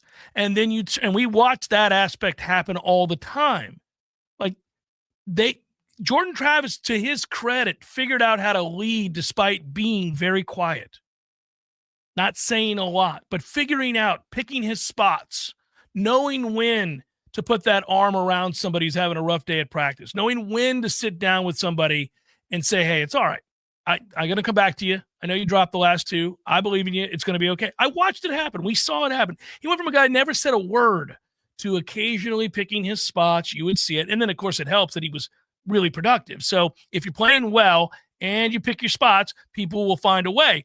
And everybody leads in different ways, and they lost every aspect of it. And then you came into this season hoping that a Patrick Payton would have witnessed what it meant to lead and also produce, because he had the talent to do so. But when you needed him most, and it started in Dublin, when you needed him coming off the field at halftime to be a leader, he went the opposite way and became a problem. And then you saw it from others. I don't want to put it all on him, but he wasn't the only one. There were several others who also chose to go the other way, as opposed to, let's get this righted, let's be held accountable. This is also where playing and participating in practice can help you sort those issues out. The idea that we know what we have in insert player name here, which they've done for years, and it was fine. It worked with Jared Verse. It worked with Jermaine Johnson. It worked with Dylan Gibbons and Robert Scott earlier in his career before too many injuries took over. Like, they had this approach where if you're a pro's pro, in theory, if you're a veteran that has been productive, I'm not going to lose you in practice. But when you pick somebody or you designate somebody to be that type of player, that you're not going to push too hard, and then the play itself doesn't speak for itself because they're never out there on the field. Think about the scrimmage conversations. First scrimmage, well, we didn't play a lot of our regulars. Second scrimmage, well, we didn't play a lot of our regulars because we know what they are. We know what we have in them. Same thing in practice. And that helps you define leaders is through a little bit more physicality in practice itself. It became a vacuum. If you're going to give that designation to somebody that you're going to hold out or hold back, they better be mature as hell. I think that's the teach from this year on their side is if we've got a vet, and I don't even know who that would be this year, but if we've got a vet that we know is going to be super productive, well, you better make sure that in between the ears, they're ready to go, and they also have the respect of everybody else in the locker room. That's the thing that I hope that they do a little bit differently this year. Well, I get back to the original point here. I'm with you on that. I just think that you've got to hold people accountable at all times. It gets back to a lack of accountability, and that includes you as a coach to your staff. So it's players and it's staff. Because, again, to reiterate, it should have never been that bad. You could have taken a huge step back, and you likely would have. And we were talking about this yesterday on headlines to some extent. Like, let's say you didn't go out and get DJU.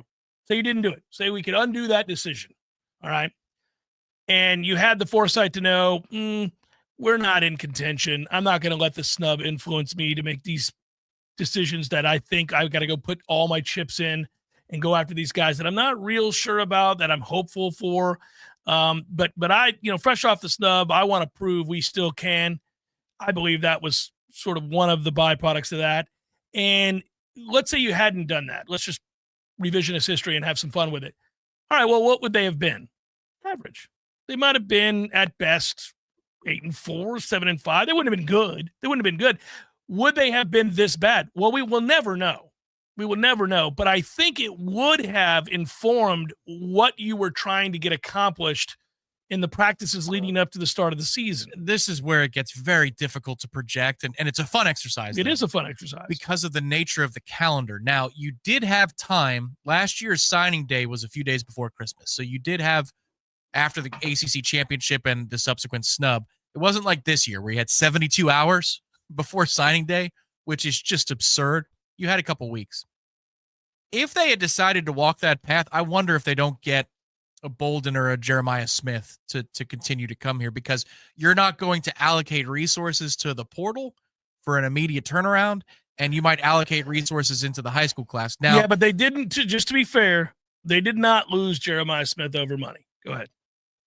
But they might have caught wind and said, well, look, it's not like we're going to go get a portal quarterback, so maybe if it makes a difference, we could go to a different level. If not for him, maybe another player. Your larger point makes sense, yes. Another player or two out of the high school ranks, so that you fortify your high school class and you say, I'm not going to take the bait. Maybe even in a couple of situations with retention, I don't need it. I don't need that energy right now. Mm-hmm. Let's put all these eggs into the recruiting basket.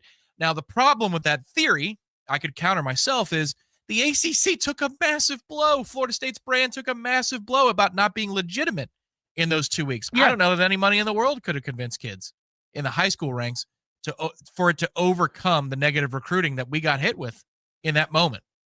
So I don't know. It's tough to say. Well, and dad guy, you're right. We would have been stuck with the staff for another year. That would have been the byproduct. They would have gone 7-5 or 8-4, perhaps, because they may not have had the disruption. They may have gone down a different path in the philosophy of what they thought the team would be without the overlying pressures of trying to go 13-1 or 12-0 again. I get that, but you wouldn't have been this, which is now you're trying to clean up a catastrophe.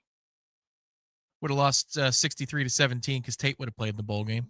Wouldn't have brought in a quarterback.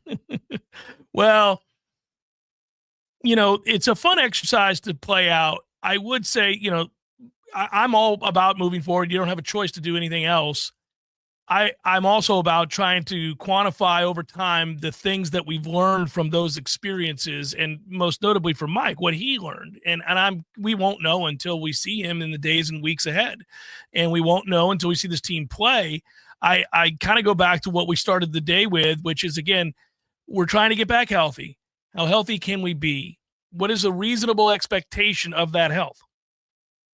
It's not to be a world-class runner again, since I was using the marathon analogy and the exercise analogy. Like we nobody expects that. You're not suddenly entering the New York Marathon expecting to win, but you are expecting to finish it and place relatively decently. That gives you the impetus for what's possible the next year. He doesn't have the time. Nobody does, and the school certainly doesn't. I mean, you think about this. The time that Florida State could have really used the revenue sharing they fought so hard against was this year. Yeah, that's true. Yeah. I mean, think about the time they would have needed it most. It would have been this year. They fought hard to get rid of it because they thought they were doing all the heavy lifting from here on out. Why haven't there been board meetings recently with pounding the table? What's going on? No? I wonder if they're not waiting until February with the look-in. Right. It's coming soon. The look-in's coming. Jeff Cameron Show 93.3 Real Talk Radio, Warchant TV. There's nothing like relaxing in a hot tub after a long day. But if you don't have one, you're truly missing out.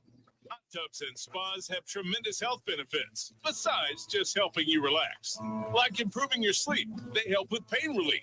They help to better your cardiovascular health, and so much more.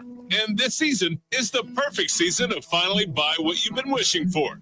Pinch a Penny Pool, Patio, and Spas has the hot tubs you need for the price you want. Come shop our huge 12,000 square foot showroom and save today. There's over 50 hot tubs in stock right now, so you won't have to wait weeks on end for that delivery to finally come to town.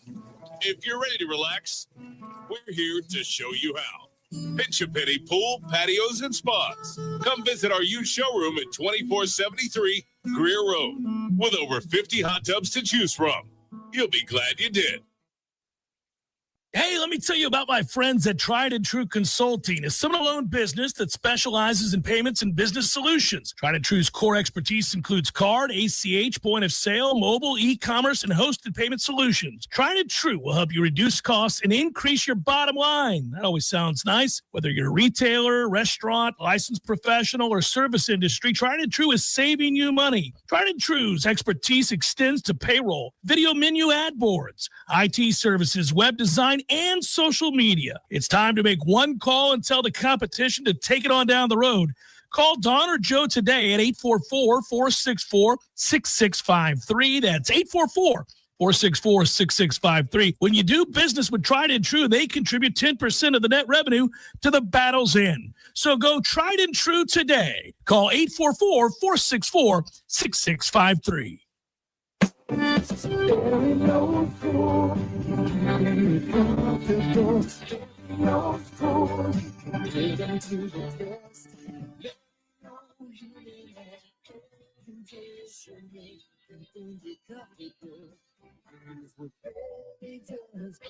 No matter how busy life gets, your home is the place where your family and friends show you they care and celebrate with you. That's why the professionals at Barano Heating and Air Conditioning always make sure your home is comfortable. Just like those who matter to you most, Barano will always be there for you.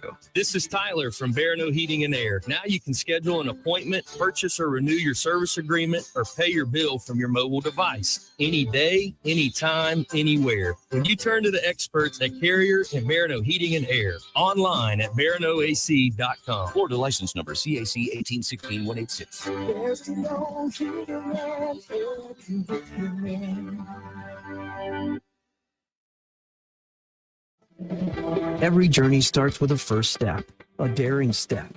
But what they don't say about first steps is that you have to keep going, taking step after step, and eventually you take a big leap, accomplishing more than you ever thought possible. After 57 years, Tallahassee Community College is soaring even higher, and we're now officially Tallahassee State College. We invite you to take a step and visit Tallahassee State College. Learn more at tsc.fl.edu. Science-backed, technology-tracked, and coach-led. Hey, Jeff Cameron here. You've heard me rave about the benefits of Orange Theory Fitness and the proven track record of science-backed interval training. Well, now Orange Theory Fitness has done it again, adding more ways for you to improve your health and look your best. In addition to the always great standard workouts, OTF has added Tread 50 and Strength 50 For those in the mood to just lift for an afternoon or attack those cardio goals for the day, take the guesswork out of exercise. Make sure you're getting the most out of each and every workout. Orange Theory Fitness, location Midtown Tallahassee and Village Square Boulevard. The Jeff Cameron Show is a production of the Warchant.com Multimedia Network. Check out Warchant.com today for the latest news inside Florida State athletics. That's Warchant.com. Now, back to Jeff on Real Talk 93.3. You know what's going to be interesting, and while we're having these sort of theoretical what's going to happen moving forward, what isn't, all that is interesting to me because we can go step by step. We can go with the university, whether or not we stay in the ACC. You look at what's happening right now in the landscape of college basketball. Now, obviously, why? Just kidding. Well, Sorry. but here's why. Here's why. Because a also ran conference by and large for the last however long you want to go back, outside program named Kentucky, is now the preeminent program in college basketball, or excuse me, the preeminent conference in college basketball, and that's the SEC. The SEC now is dominant across the board in basketball, and the ACC, which previously was along the upper crust, there was the exception being back in the day with the Big East and all that, but the ACC has always been one of the creme de la cremes of college basketball. It's now falling off a cliff. And it's awesome. Yeah, I like it too because screw them. The wine and cheese crowd has to feel the wrath of their investment so heartily in basketball, and now that's not even good. It's wonderful to see. But it doesn't do us any good while we're here. And so you start to look at the path and what's going on, and it's fascinating. You realize that the money and the investment and those with the backers are going to continue to further separate. And so how quickly can you extricate yourself? How quickly can we get, again, you brought it up at the end of the last segment. We do need to, once again, turn our attention to that omnipresent situation, which is, I haven't heard anything. What's going on? Are we getting out? Because this ain't going to work. Well, yeah, you're going to fall further and further behind. I know the answer to the question I asked to the sky, which is the lawyers told them to shut their mouths because they had to grandstand to get to the point of agreeing to sue the ACC. Like, I get that part. But, a lot of times in politics, you'll have people who pound the desk that say that they want something done, and then you give them the resources to make it happen, and then voila, in my first 100 days, I'm going to do this as the governor of this state or the president of this country. And then it doesn't happen. And you go, well, what the hell, man? You got people all riled up for nothing. And so I don't think that's where this is going with Florida State and its exit from the ACC. But it was a long time ago that everybody was tuning in together. It was like this whole thing that Knowles would do. They text each other, hey, you watching the board of trustees meeting right now? Yeah, can't wait. Starts in 15 minutes. It's going to be awesome. What are they doing right now? Well, they're talking about having to purchase a plane for the university, but they're going to get to the good stuff next. We all got together for that. That was a lot of fun. But it's been quiet now. Now you're watching depositions and appeals and all that kind of stuff. You know what I continue to watch too is, even as we're still in the ACC, this is a story that won't get a lot of pub, but it certainly raised an eyebrow for me when I read it. Did you happen to see this? Now, look, we've mentioned for a little while now, including when it became official that SMU was joining the ACC and was willing to waive any of the monies that they would receive for being in the ACC. Like, we don't need it. We just want to be in. Just give us the EPS logo. We'll put it on the uniforms ourselves. We'll pay to come into your conference, by the way. We just want to be part of a Power Four. Want to be amongst that and give ourselves a chance to be in a playoff. And, we understand. We'll wait. We'll wait for our returns. Now, that's interesting. And the first thing it elicited was a conversation as to why. And then that led to you do realize they've decided to wake up from their slumber and that they have a lot of money and that they are now motivated to spend it on athletics and to go all in, and they want to be elite. Now, if long-term we were going to be in the ACC, that would be even more interesting, but it does strike me as their basketball program is pretty good right now. They've had a comeuppance over their last two games after they started out so well. They did make the ACC championship game in year one. They did go to the college football playoff in year one. And then this happened. Jay Hartzell I mean, it's kind of crazy. When you are the president of Texas, meaning the University of in Austin, you don't leave that position. He just did for SMU. Holy moly. That is a huge story. You're on the flagship campus at Texas, and you leave for a small private college in Dallas. You say, I'm out. There's got to be a scandal going on, right? We got Apparently- Texas people. I'm going to ask and see if there's some kind of scandal that he's just trying to get out in front he of. just left Texas to go to SMU, and the board members at SMU began aggressively recruiting him when they realized their president was leaving. And there are stories today you can find, and I read several of them, that, at first he had no interest, because why would he have interest in leaving Texas? You know how much money Texas has? Russell Wilson does. So he was leaving Texas. That I would mean, be unlimited. I knew what it was, Tom. He had this, he's 55 years old, which at that position is relatively young. He's practically on top of the world. And he's like, oh, SMU's calling?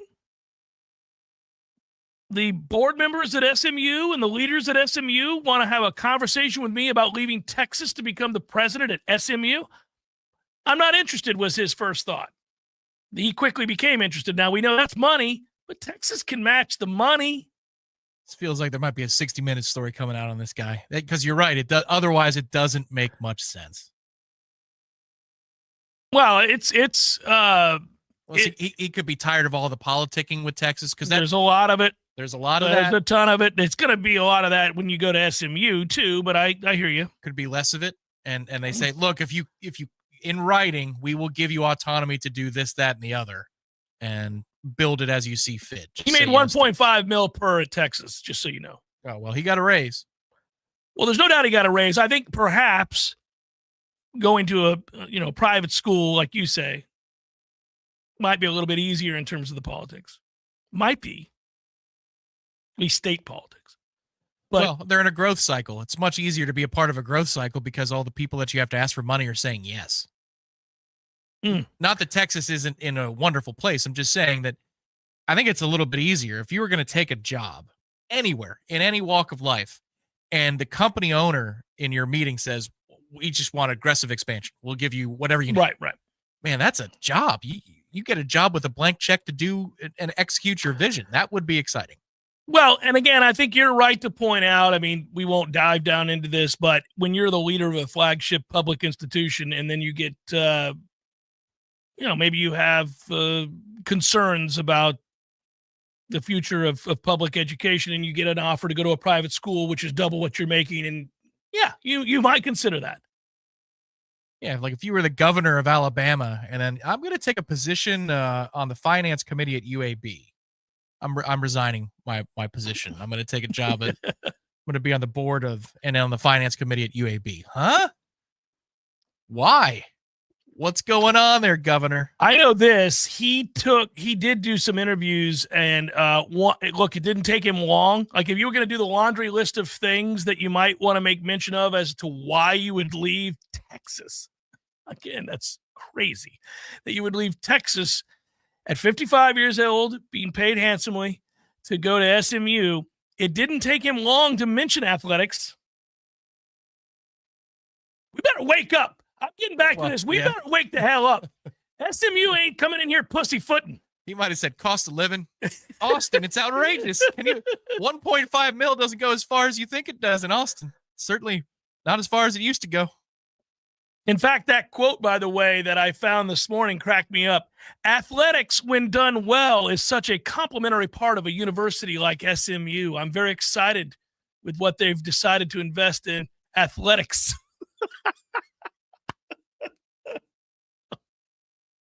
It is a complementary part indeed, sir. But it tells you their intentions. And so, again, Get your head out of the muck, Florida State. You've got a new player that's not going to go anywhere. SMU, as long as we're stuck in this godforsaken place, SMU is anteed up. They're adding on to that little tiny-ass stadium. They're going to keep – you think they're going to stop there? Hey, man, look, we have now achieved 12 different price points of seating inside of Doak Campbell. You know, initially we only had 3 or 4, but we want to have all 7 degrees of luxury seating. That's expansion. That's thinking big. Got a football-only facility. There you go.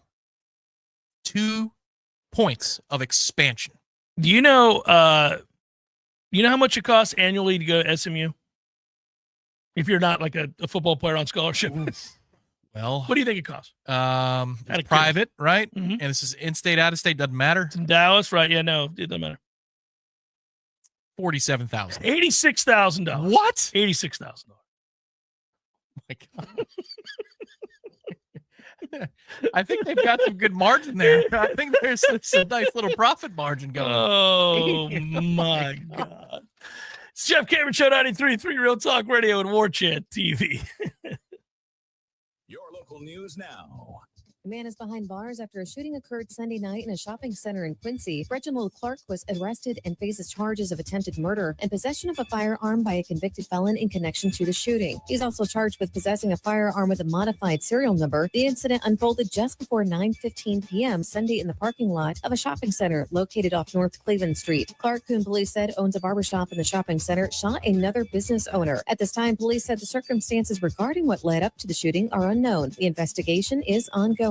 2 people died early Saturday morning in Chattahoochee after a home on Water Street went up in flames. Officials arrived on the scene and found the home fully engulfed. At this time, the cause of the fire is unknown. Chattahoochee police are working with the state fire marshal to determine the cause of the fire. This is Rachel Anay with your Real Talk 93.3 local news update, brought to you by McNamore Systems, Tallahassee's go-to Mac store. Check them out online at McNamoreSystems.com. This is meteorologist Paul Trombley with your Real Talk 93.3 weather update. Bright sunshine expected this afternoon with daytime highs approaching 52. Winds out of the northwest, 5 to 10 miles per hour. Clear skies tonight, lows dip down to about 28. Clear skies tomorrow, daytime highs approaching 51. Chance for showers Friday with highs in the mid-50s, cloudy skies Saturday. This report is brought to you by the Lawn Johns. For all your landscaping and lawn care needs, visit thelawnjohns.com. Right now, it's 49 degrees. Hey, no fans, our partner ISF Inc. is a national management and IT consulting firm located right here in Tallahassee, Florida, solving the future for state governments through strategy, process, and technology. As a trusted advisor for state governments, ISF knows the importance of defining a clear and detailed strategy. Our friends at ISF can help your organization create a strategy that sets you on a path to success. ISF, your vision plus our expertise brings your brilliant ideas to life. Visit ISF.com to learn more. ISF, solving the future. There is no Bigfoot, Eddie. Would you stop with that nonsense? There's a Bigfoot, Jeff. I wish there were. By the way, I don't want you to point to me as the guy that takes all the fun out of the room. I wish there was the Loch Ness Monster. I wish there was the Bigfoot. I wish there was the Chupacabra. All the things. They're all mythical except for the Bigfoot. The Sasquatch. The Bigfoot? The Bigfoot. There's big feet. There's lots of them. So like different, breeds, like different kinds. There's like, families. There's different families. And, so if they're in the snow, you call them a Sasquatch. Or the Yeti, right? Yep, and then here in Florida, that's a skunk ape. And, never heard that one. By the way, why do you think it's real? We would have found them by now. They're the hide and seek champions of the world. Nobody finds the Bigfoot. I think you believe in Bigfoot. I do believe in Bigfoot. You don't believe. I believe in Bigfoot. Don't tell anybody you believe in Bigfoot. I would go look for Bigfoot, but he scares me. Gordo's, bringing the flavor and flair of Cuban food to Tallahassee since 1996. The Jeff Cameron Show is a production of the Warchant.com Multimedia Network. Check out Warchant.com today for the latest news inside Florida State athletics. That's Warchant.com. Now, back to Jeff on Real Talk 93.3. Can you imagine? Dad, I'm going to go to SMU. It's just $86,000. Oh, what are you getting your degree in, son? Sociology? I'm going to be a... So I looked up the website, just see some stats on all kinds of stuff. Their enrollment. It's kind of fun to dive into that. Well, they've got an academics page. I'm like, oh, well, clearly they must have a lot on here. No, they've got 6 people at a conference table and some dude soldering like a drone or something. Soldering. Yeah, look at this. Come to SMU for $86,000. You two can solder. You two can walk into a room with a couple of wires. And then we have this really nice round table in the corner. Hey, what do you think that $86,000 goes to? Look at this table. It's a hell of a table. That is look how many people can sit there, Tom. It's one solid piece, actually. Kick around the ideas. Yeah. And then we just put random 2x4s and suspend them from the ceiling with lights to make it look neat. I do always like the page design discussion for the websites for universities because they all have pictures like this one, which if you're driving around is a guy quite literally soldering, as Tom just pointed out, and a group of people at a table by looking at their laptops. And they're like, hey, what are we doing on page 52? What are we doing on the internet site when they click on degrees, schools, and colleges? Well, that picture that Sam took of Philip soldering yesterday, I think it's a great picture. Look, he looks so dutiful. That's right. He's got glasses on and everything. He's doing the thing. Yeah, we'll put it under the academics section. Academics. Table. See, they're talking about very important stuff right here. Isn't Philip not even a major? He was just in there? Yeah, but doesn't it look the part? Oh, he's never stepped foot on this campus a day in his life. He's just friends with Jerry, but he sat down and began to solder because that's what he does most days. Most days. It's a weird hobby, but good for him. Most kids are on their phones. Anyhow, SMU is very serious. They're very, very serious. You know who needs to be serious? Here you go. That's a professional segue. Don't try it at the house. You know who needs to be really serious about this little college football semifinal? Because I'm going to say or posit to you, they'll never again have this kind of path ever in their lives to winning a national championship. And I don't think they're going to win it.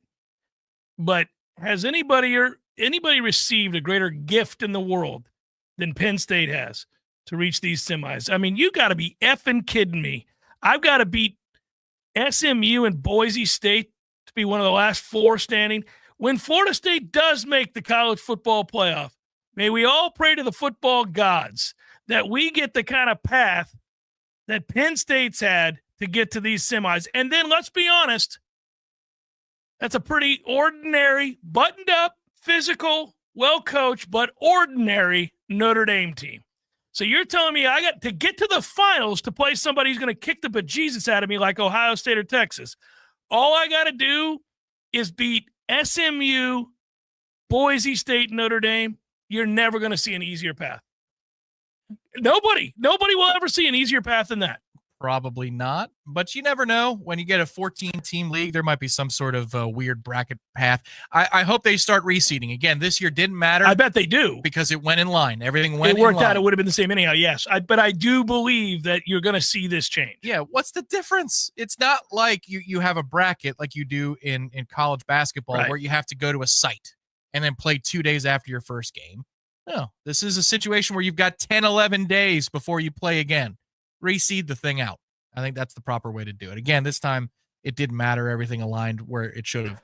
If Ohio State finishes this off and does so in impressive fashion, let's say, and by the way, they're the 8 seed. Yeah, 5 through 8 are standing. 1 through 4 are gone. Yeah, the 8 seed here. Let's just say they do. They may not. They could lose to Texas. But I don't think they're going to. And I went ahead and laid it. But this is going to end up being one of those really, really, really impressive runs because of the scores, because of who they beat and how badly. Like, if you just replace Ohio State with Florida State, imagine what we would be saying if it was 21-0 in the first quarter and you end up beating Tennessee 42-17. And then you beat Oregon. Hell, it's 34-0 at one point against Oregon. And that was the only undefeated team in the country who had beaten you previously, I might add, and you win that game in your sleep in the second half, 41-21. We'll see what happens in this Texas game, but if you go through all of this and you whoop Tennessee, Oregon, and Texas's ass to get to the final, and none of the games are close, man, we're going to have an awful lot of, I don't know, respect for that kind of a run. I don't know that Ohio State fans will still love Ryan Day or not, but I think they may forgive the Michigan loss. Well, they may forgive it. That's what happened to them in the first playoff in history. Well, it was incredible. They beat Alabama because Alabama messed around in the red zone a bunch in the first half of that game, But- and then they destroyed them from that point forward. Destroyed them, and they were the more physical team in that game. With a third-string quarterback. And I remember going, whoa, okay, they got a little something to them, more than we thought. Yeah. I mean, So I did this game today on the boards. I'm interested to get your take on it. You've got 8 playoff games from Thursday to Monday, NFL and college. Oh, right. And I ranked out my interest level in each. Do you have a top 3 games that, I mean, the Bucks probably are number 1 anyway because of bias, but yeah, because of bias, but also entertainment value. It has a chance to be the most entertaining NFL game of the weekend. But do you have a sorted list? Is college even in your top 3? I just wonder where that all sits with you. So oddly, I would tell you, so the first one's tomorrow between Notre Dame and Penn State, correct? Yeah. And that's 7:30 tomorrow, Notre Dame, Penn State. In a weird way, I am very interested in that game. They're like the same team. They're like, they're good on defense. They're very physical. Now, I think Penn State has the better quarterback, but I think Notre Dame may be the better team. I get why that's a point. That spreads a point. They're like the same team. It's an appealing style of football to watch too. Well, to me, because I'm old and I like that kind of ass kicking. Like they're physical, very physical. The sexier matchup clearly is Texas, Ohio State, and those two teams I think we both believe are better than those other two teams. That's got a chance to be the worst game by far, though. There's a chance Ohio State blows Texas out. Now, I hope that doesn't happen because Texas at their very best is a very good team. When they're playing exceptionally well and they match the talent that they've brought in, they're a fun team. Okay, so the 8 games, let me pull up the NFL. Sorry. So I'll give you top 3 while you're pulling that up right now. For me, of course, the Bucks are number 1. Number 2 is Ravens Steelers because of the brands, the history, and then also when I know the Ravens are gonna boat race the Steelers. Well, we'll see. Because we will. They're playing on January 11th, but they summon things at random times. And also Lamar might have a complex with Pittsburgh. Well, that is the more interesting storyline. Like, come on, Lamar. Now you've had historically great seasons. Let's get it going here. Right, exactly. Pay it off. Pay it off. Right. For me, the third one is Vikings Rams because Sam Darnold is now suspect. He needs to see the ball go through the hoop. He needs to see the ball go into the hands of his receivers and not miss them. And as he's going to be second guessing himself, I would imagine he has all week. You got Jared Verse and Braden Fisk on the other side of the football, waiting and frothing at the mouth. That's got a little Knoll angle to it. That's very interesting. Well, that part of it makes it very, very interesting to me too. I have a sense. Well, I'll tell you about this tomorrow on Redemption Thursday, but I'm leaning towards the Vikings to win pretty big there. It wouldn't be shocking if they did. Mm-hmm. It's because if Darnold plays well, they will roll. But it certainly helps at home, and it does. But if they have 2 drives or they come away with nothing and he misses a wide open guy, you're going to go, oh no. Well, here's when you go back and watch that Detroit game. Here's Aaron Glenn was really smart. He put a lot of pressure early in that game through blitz packages on him. If you go back and look at the second half, they don't blitz as much, but it was in his head. He thought they sped him up. Sped him up. But that's why if you're the Vikings and your game plan has to be get the ball out of his hands and now. It's let's quick throws. This is where O'Connell reminded me of some of the things we saw this year. You're going to run double moves in this situation? Yeah, buddy. What are we doing? Because you're studying the releases of the receivers down the field. I'm saying, well, Jefferson, look, he's open. No, he wasn't. He was completing move 1 of 2. But that's born out of the hubris that comes with watching all of the injuries that Detroit has had on defense, giving up big plays over the top. So they're like, look at my receivers. Look what I have. Right. The guy that I've got throwing the ball, even though he had questions coming into the year, has gone back-to-back 330 plus. He's feeling good. We're protecting him. You can run double moves on these guys all day long. They're hurt, they're depleted. We're going to hit them over the top. They won't know what happened. And Aaron Glenn was like, oh, no, baby. I got a little something for that. I'm going to speed you up. I'm going to make sure we're getting home. I'm bringing it from everywhere in the first half. And then just when you think you got a handle on it and they're right there in it at halftime, I'm not going to do that. And now all of a sudden you got nowhere to throw because I'm in coverage. That was smart. Aaron's good. That was good. It was well done. Well, they were ready, and Minnesota appeared not to be. And that also, when Minnesota's on the field, they have their backup running back out there because Aaron Jones was in and out of the game. Cam Akers is that guy. And Cam had the most explosive play for Minnesota last week. It was that large run, that long run he had. I think he's finally healthy. It's been a minute. That jump cut looked like he was. So you got the Knoll element in that particular game. But college doesn't make my top 3, even though the stakes are higher for college.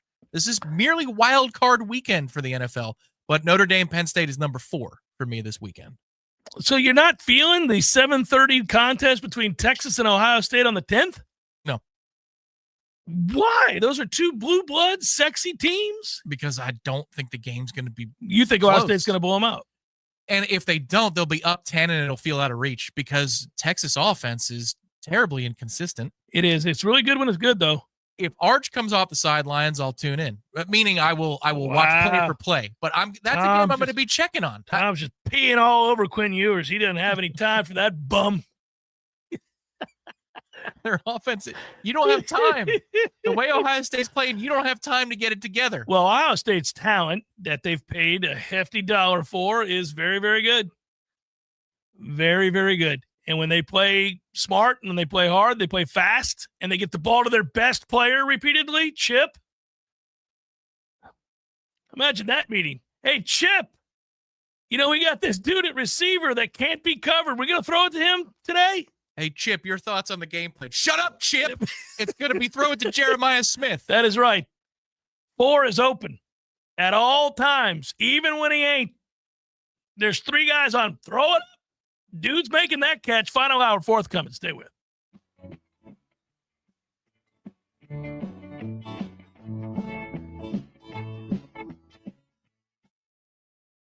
Give your business a facelift with a modern, consistent, creative brand overhaul from Curiosity Marketing Group. These days, it's not enough for your business just to have a standard website or a Google listing to reach your customers. Your business needs to stand out with eye-popping branding, modern web development, and strong marketing. And it takes a team to pull it all together. Words and websites matter. At Curiosity, we make the most of yours. Find out more at curiositymg.com.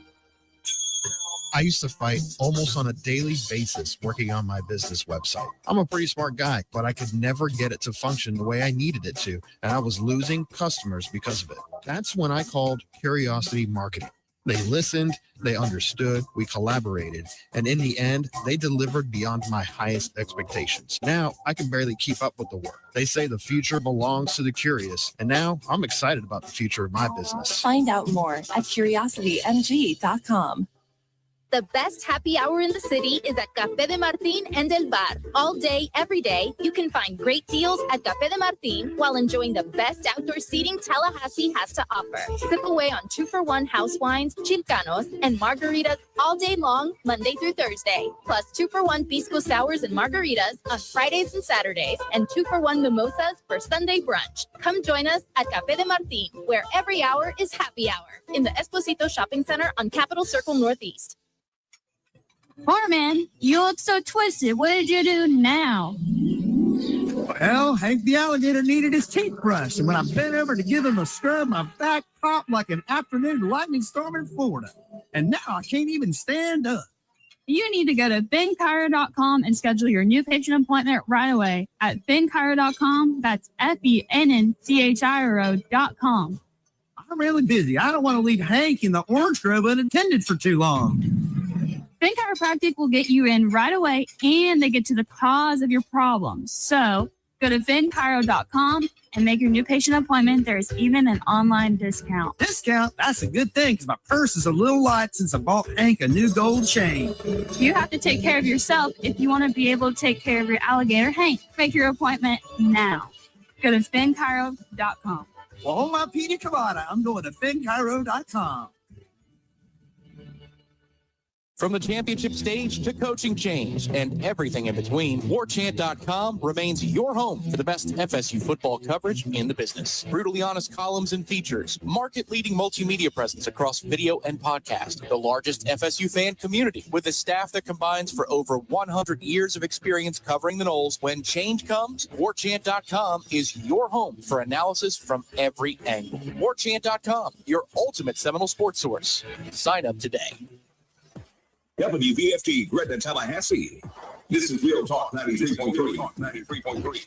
More of the Jeff Cameron Show is coming up next.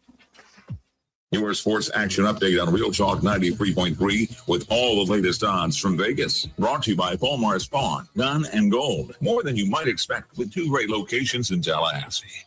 Tampa Bay Buccaneers hosting the Washington Commanders in an NFC wildcard game on Sunday. The NFC South champion Buccaneers a 3-point favorite. The total 50.5. Tomorrow, the Orange Bowl, Notre Dame meets Penn State as a 1.5 favorite at Hard Rock Stadium. Friday, the Cotton Bowl Classic at AT&T Stadium. Ohio State laying 6 against Texas. College basketball today, Miami laying 1 at home at Florida State. UCF a 5.5-point home favorite with Colorado. And Florida last night smashed Tennessee 73-43, winning at home as 3-point favorites against the top-ranked Ball. $250 bonus and you open up a GBank Visa signature card. Visa.com/GBank. Mike Son at Real Talk 93.3. Something amazing is happening in data management. Even though storage needs are constantly changing, companies are only paying for what they need now. That's because CDW customized a Pure Storage Evergreen One SLA-driven storage as a service solution that delivers enterprise-grade hybrid cloud storage that is effortless, efficient, and evergreen. Simplify storage administration with Pure Storage at CDW. Make amazing happen. Find out more at cdw.com/pure storage. With Progressive's Name Your Price tool, you get coverage options based on how much you want to pay for car insurance. And then you decide how to spend the rest of your money because you're in charge. And right now, you're going to pay for groceries. But you decide what groceries. Just keep in mind you're running out of dishwashing soap. But you decide if you're going to buy that soap. It's just those dishes won't clean themselves, will they? Remember, with Progressive's Name Your Price tool, we'll help you find coverage at a fair price. Then you're in charge. Progressive Casualty Insurance Company and affiliates. Not available in all states. Price and coverage match limited by state law. Injured? Call attorneys who care. Facing Brooks. Offices, Tallahassee. At Ebbs Decorating Center, we're your locally owned Benjamin Moore retailer. We're your store for quality with brilliant and durable paints in a variety of sheens and thousands of colors. We're your store for service with one-on-one advice for contractors and homeowners. We're your local experts, and we're here to help with all your painting projects. Benjamin Moore, available at Ebbs Decorating Center with 2 locations in Tallahassee. Find a store near you and visit ebbsdecorating.com. That's ebbsdecorating.com. At Paul's Termite and Pest Control, we know if you have something in your home that's not supposed to be there, you want it gone now. Not in a couple of days, not tomorrow, but today. That's why we offer a same-day guarantee. If you call Paul's before 12, one of our technicians will be out before 5. We guarantee it. The health of you, your family, and your pets is why we promise to do everything possible to quickly resolve your problem. And we do so using the safest chemicals. Notice a pest problem? Call Paul's Termite and Pest Control before 12, and we're there before 5. Call Paul's. We'll get them all. Paul's Termite and Pest Control has been treating termites from the exterior of your home for about 25 years. Paul's was the first to introduce the Centricon termite colony elimination system to North Florida and is the leader of this non-invasive treatment. Instead of dumping gallons and gallons of harsh chemicals into our soil, Centricon uses environmentally sensitive treatments loaded in bait stations. These stations are strategically placed around the home. If termites are present, they feed, take it back to the colony, which is shortly destroyed. To learn more about Centricon, and a free consultation too, call Paul's. We'll get them all. Let's be honest, we all have way too much stuff. Maybe your storage closet is full, your garage is full, or the guest bedroom is a mess. Call Southeast Portable Buildings, 580-6400, or visit them online at southeastportablebuildings.com.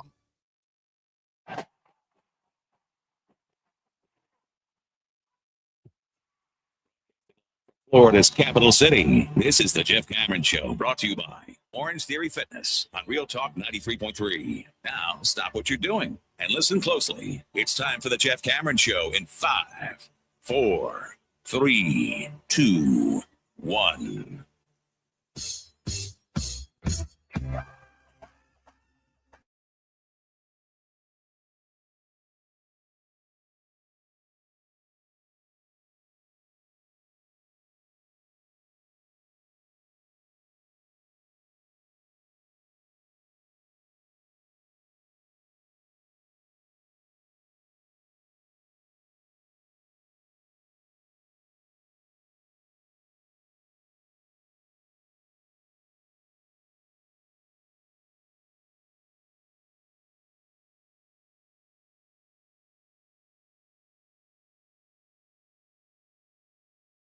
FM, Real Talk.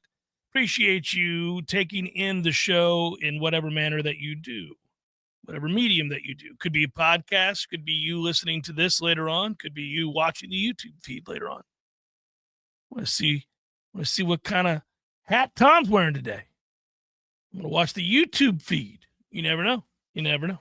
So there's that. I've really taken a shine to this particular Met hat. You love that I particular love this hat. But it must be comfortable in addition to well-designed. It is extremely comfortable. It's like a good tracksuit.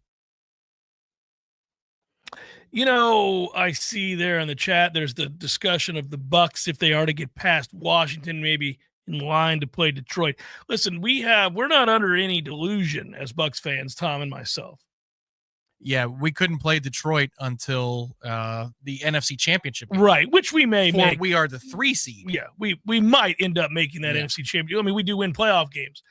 One team this decade has won more playoff games than the Bucks, just one. Now that'd be the Kansas City Chiefs. I know they're banged up in the last week of the season when they lost to Chicago, but if Green Bay were to beat Philadelphia, we would be playing for the right to host a second game on Sunday night. Wouldn't that be something?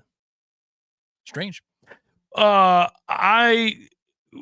will just say this, that I don't have the expectation that I would have if I were, say, a Detroit fan or a Philadelphia fan or a Baltimore Ravens fan or a Kansas City Chiefs fan or a Buffalo Bills fan. That's probably where I'd stop. I think we probably have the similar expectations of, say, a Texans fan or a Steelers fan or a Green Bay fan maybe have a slightly higher expectation. Chargers fan. Well, the Chargers already saw the Bucks. They better hope we both don't make the Super Bowl. That'd be another ass whooping. You know, you could have said Minnesota fan until this past weekend. I think that they're now checking their own mortality in the mirror. A little bit of humbling. Yeah. A little bit of humbling. Thanks for the 9 points against an injury-riddled defense. Thanks for the 9 points there. Going to need to be a little more efficient in the red zone. Going to need you to hit wide open people. Wide open people, Sam. But that's it. One game. Hey, listen, let's be honest. Sam Darnold was at the helm for all 14 regular season victories, and he gets a lot of credit for that. That is doing some things. Hard to win 14 games in the NFL. There is the subtext, though. He's a human being. There's pressure now, and pressure for contract, pressure for am I going to stick around in Minnesota, expectations. There were no expectations of Sam Darnold. Now there are. Well, they're going to franchise tag him, and I don't know what's going to – this is an interesting situation that you have for Minnesota because, again, do we think they would have won 14 games if the rookie had started? No. So, I mean, what are we doing if you're Minnesota? It's tough. You got a good team all around them. The franchise tag, though, is just so expensive. I mean, if you have to do a cost-benefit analysis of are we going to pay the quarterback franchise tag and hamper our cap flexibility for a guy who is how much better than what we could get on the open market? Like, is Sam Darnold – the question is Sam Darnold good, or is it that this offense that Kevin O'Connell has with these weapons is such a nightmare that we could plug in a dude for half the price and go spend money on another offensive lineman or spend money on another defensive player to help put us over the top? Well, they're not going to do that, Tom, in my opinion, because you just drafted a quarterback and you're developing him. You're not going to go out and go get another guy to come in and start when you have a guy that you know can run your offense and did so very well to the tune of winning 14 games, and you have this backup that you're going to want to start at some point. I would guess you want to start at, look, one of two things is going to happen. if you do franchise him and he has another great year, then you have your quarterback. I mean, you're paying the backup either way. So it's just this situation where you're like, well, the money got reversed, but it's the same cost. And we got a guy who's winning and can win games and run my offense. So I'm not going to, I don't know. This weekend goes a long way. This Monday night, if they even play it Monday night, you see the headlines out there that the NFL is monitoring the situation in Los Angeles. You see the situation in Texas. They're talking about, I mean, you can't get to and fro to the stadium.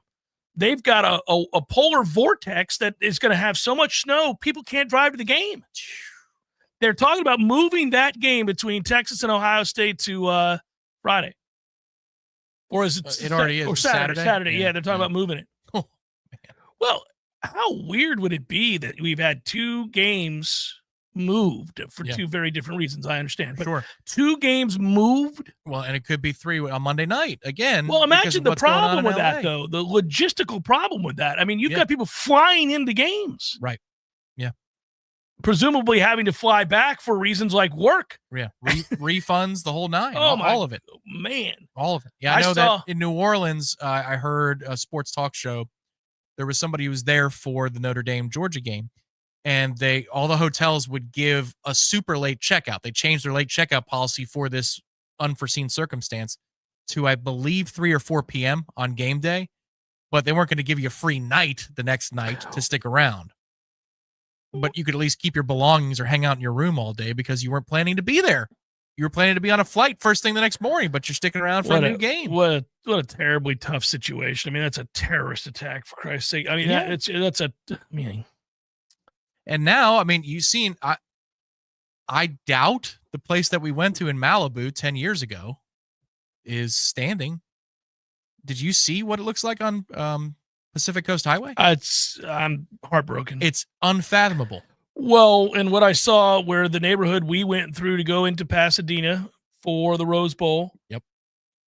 It breaks my heart. I love that area. There are tons of really incredible neighborhoods, kids, families, the whole thing. We saw all of that. Now, I get it. Chances are if you live in that part of LA or that part of the country, you've got money to be okay while this is going on. And many neighborhoods house just got burnt down. But many neighborhoods, are just wiped and you don't have the financial flexibility to handle the situation. And having been through those LA neighborhoods and those Pasadena neighborhoods, not every house is a mansion. Not everybody there is rich. Not everybody has what, that we see on TV. I mean, there's some might be old California money. Yeah. Like my brother-in-law grew up in Newport Beach. They bought a Newport Beach in the 60s. That was a good investment. It's a different deal altogether. Well, that's like you see these stories of, who was it? Oh, I know what it was. It was Stevie Nicks and Lindsey Buckingham met Palo Alto. When there was nothing but Stanford in Palo Alto. There was nothing there. It was not great to be in Palo Alto at the time that they went to high school.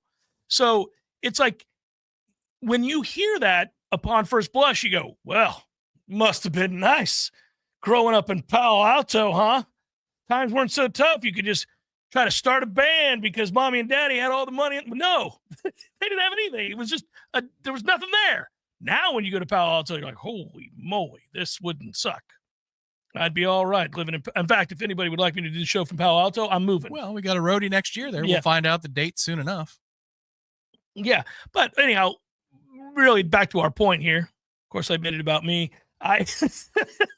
There are plenty. We took the trip and knowing what it was to drive through where we left from and then going through on the bus through those neighborhoods. There were plenty of middle-class houses with, not that like you want anything having to rich either or poor or either one, but what I'm saying is ordinary people who've lived their lives there. They had the kids in the neighborhood. We saw them playing. I remember thinking, how cool is it? These kids playing in the front yard and in the backdrop, the San Gabriel Mountains. And then over here to their left is the stadium. And they don't even realize as little kids how great they have it. They're going to be grownups one day and long for the moment that they were outside throwing the football, looking at the damn Rose Bowl. How amazing that is, right? Well, maybe burned down. Right. Yeah. Yeah, it sucks. I hate that. But back to the point of these moving games. Yeah, you're right. They may end up moving lots of these games. And you said the NFL is looking at it's the Monday night game. Yeah. Sunday night, 8:00, Tampa Bay, Washington. What's funny about that is another indicator that I'm, no longer young. Got a call, may have an opportunity to go to that game, maybe going to that game, maybe there to see our Bucks take on Washington for the second time this year. Of course, we vanquished Washington earlier in the year. But anyhow, the point would be playing in the playoffs all the time in our history, last 20, 25 years. we sure have. But now we're playing Washington, and I may go to the game. And I thought, really? You're going to have us kicking off at 8 o'clock on a Sunday? Be yawning at halftime, Tommy. 8 o'clock. Sunday, you're winding down. You're kind of post 60 minutes. The tick, tick, tick, tick, tick is in your head. You finish reading whatever it is you're reading, and you take it off. You slink off to bed. That was the Heineke game. That's what you're going to have to keep yourself awake, just thinking about. I'll be wide awake. I'll be in the stadium, so I'll be awake. But yeah, just during the day, reflect on these great moments in Tampa Bay Buccaneers and Washington football history. The freaking Heineke game drove me nuts. The Heineke game. That's my buddy Teddy got in because there was an injury to the right guard, and he did not have a great night at the office. He had one blown assignment, but it was a high-profile. It was a very high-profile blown assignment. It's okay. He was a winner. I'm not ripping your friend as a person or anything else. It was a reason he wasn't a starter. It was obvious on that play. He was the 8th offensive lineman on the team. That's why you're there. Or the 7th offensive lineman, whatever it is. Yeah. But that Mike Allstott had a couple of big moments in the playoffs against them. Sean Taylor got ejected. Remember Sean Taylor spit on Michael Pittman? Yes, he did. Which, Michael Pittman wasn't a great guy. Okay. Oh, no, not a great guy. You can look it up. Don't worry. I'm not talking out of school here. I was talking about the 06 playoffs. I'm just letting you know that wasn't a great guy. Yeah. Somebody has to get spit on. Yeah, just saying. Okay. Just saying. All right. Letting it be known. There's some things there. Although, played well for us. Played very well for us. You're mad that I took a shot. I was like, no. Just talking about great moments in history. Allstott's run is one of the crazy runs because he bounces off 16 people to score. Yeah, very much like he did that in either Detroit or Minnesota. We did it a lot. There was a specific one on the goal line where essentially he's backing up as he goes in. When you go back, and I'm sure you and I have both watched more than once, the Super Bowl review the Super Bowl review of the game against the Raiders. Mm-hmm. The slow motion Allstott run up the middle. Yeah. Down on the goal line. Man, when the shoulders got square coming through the line, you're like, that's a tank. There are times that you go back and look at things and realize how absurd they were. Mm-hmm. And then there are times you go back and go, I felt that way in the moment. He had beach umbrellas for shoulder pads. Those things were huge. Mm. They were always cartoonishly large, that particular set of shoulder pads he had. The thing is, when he took them off, they didn't get much smaller. Yeah. That was the problem. He was a mountainous dude. He was. I remember saying on the air when I went to a Bucks game, and this may have started my long-term discussion of scouting football players based on their ass, and how I would come in and say, I like that guy. He's got a good base. You feel pretty good about building around him. He's all right. He's solid. He's sturdy. And then you would get on and be like, what are you saying? I'm like, he's got a thick ass. You need a thick ass if you're going to play linebacker. You need a thick ass if you're going to be a lineman. You need a thick ass. And then Bill Belichick thankfully came along and said it publicly. And then I was like, see, I'm aligned with Bill Belichick. You can't get mad at me. He's talking about dudes' asses too, as it pertains to scouting a player and their durability. Well, Allstott's is the biggest of all time. And if you saw it in person, you would sit back in awe at the size of this man's ass, and then realized, well, not the biggest. Corey Simon has the biggest ass I've ever seen, but outside of Corey Simon's ass, Mike Allstott's ass is the biggest ass I've ever seen up close. And I remember thinking, how do you tackle that? You can't get your arms around that. It's mass. It's a planet. What am I supposed to do with this thing? It would have been a nightmare to be a DB or a safety. God forbid, even a middle linebacker, and that dude gets to the second level. That reminds me of a hockey player named Jaromir Jagr. I remember Jaromir Jagr. We all do. They had to throw him out of the gym after games because he was all about it. And he had these rocks for legs. Yes. And it's this weirdest phenomenon, and I didn't know it when I was seeing it with Dalvin Cook. You didn't know it until it firmly established in your brain that, oh, he's just different. I thought for 2 or 3 weeks that teams were just awful at tackling. Like, just tackle him. What the hell's wrong with you? Yeah. The Louisville home game is one of those examples. That was when Javian Elliott had a big play. Javian Elliott, good was, for him. I think a noon kick against Louisville at home.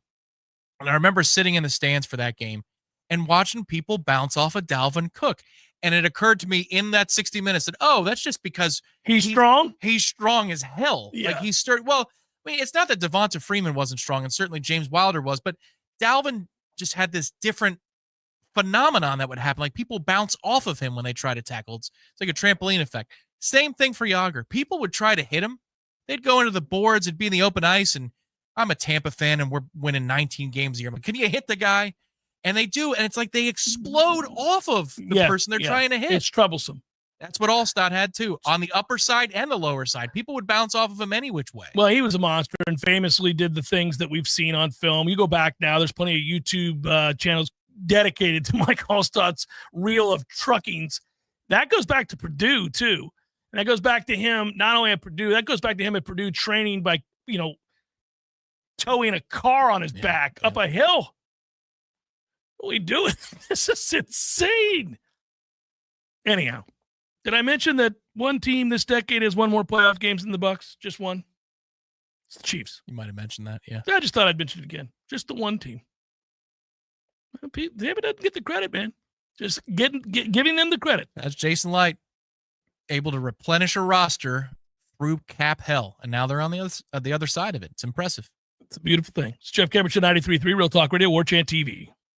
The best happy hour in the city is at Café de Martín and El Bar. All day, every day, you can find great deals at Café de Martín while enjoying the best outdoor seating Tallahassee has to offer. Sip away on 2-for-1 house wines, chilcanos, and margaritas all day long, Monday through Thursday. Plus 2-for-1 pisco sours and margaritas on Fridays and Saturdays, and 2-for-1 mimosas for Sunday brunch. Come join us at Café de Martín, where every hour is happy hour, in the Esposito Shopping Center on Capitol Circle Northeast.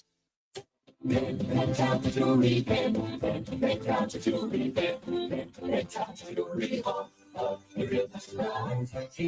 you heard about Pentalco Jewelry's the best in town? Rings, diamonds, earrings, bracelets, and more. Pentalco Jewelry. When was the last time you randomly did something nice for someone that means a lot to you? Now, I say this every day at the end of my show, for everybody to be a better person today than you were yesterday. Well, one way to do that is to drop into Pentalco and get a gift for someone who deserves it. It'll brighten their day, their week, maybe even their year. You don't have to wait for a holiday or special occasion, so don't wait to go check out a true local gem, serving Tallahassee since 1988. Now, sing along with me, and I'll see you at Pentalco.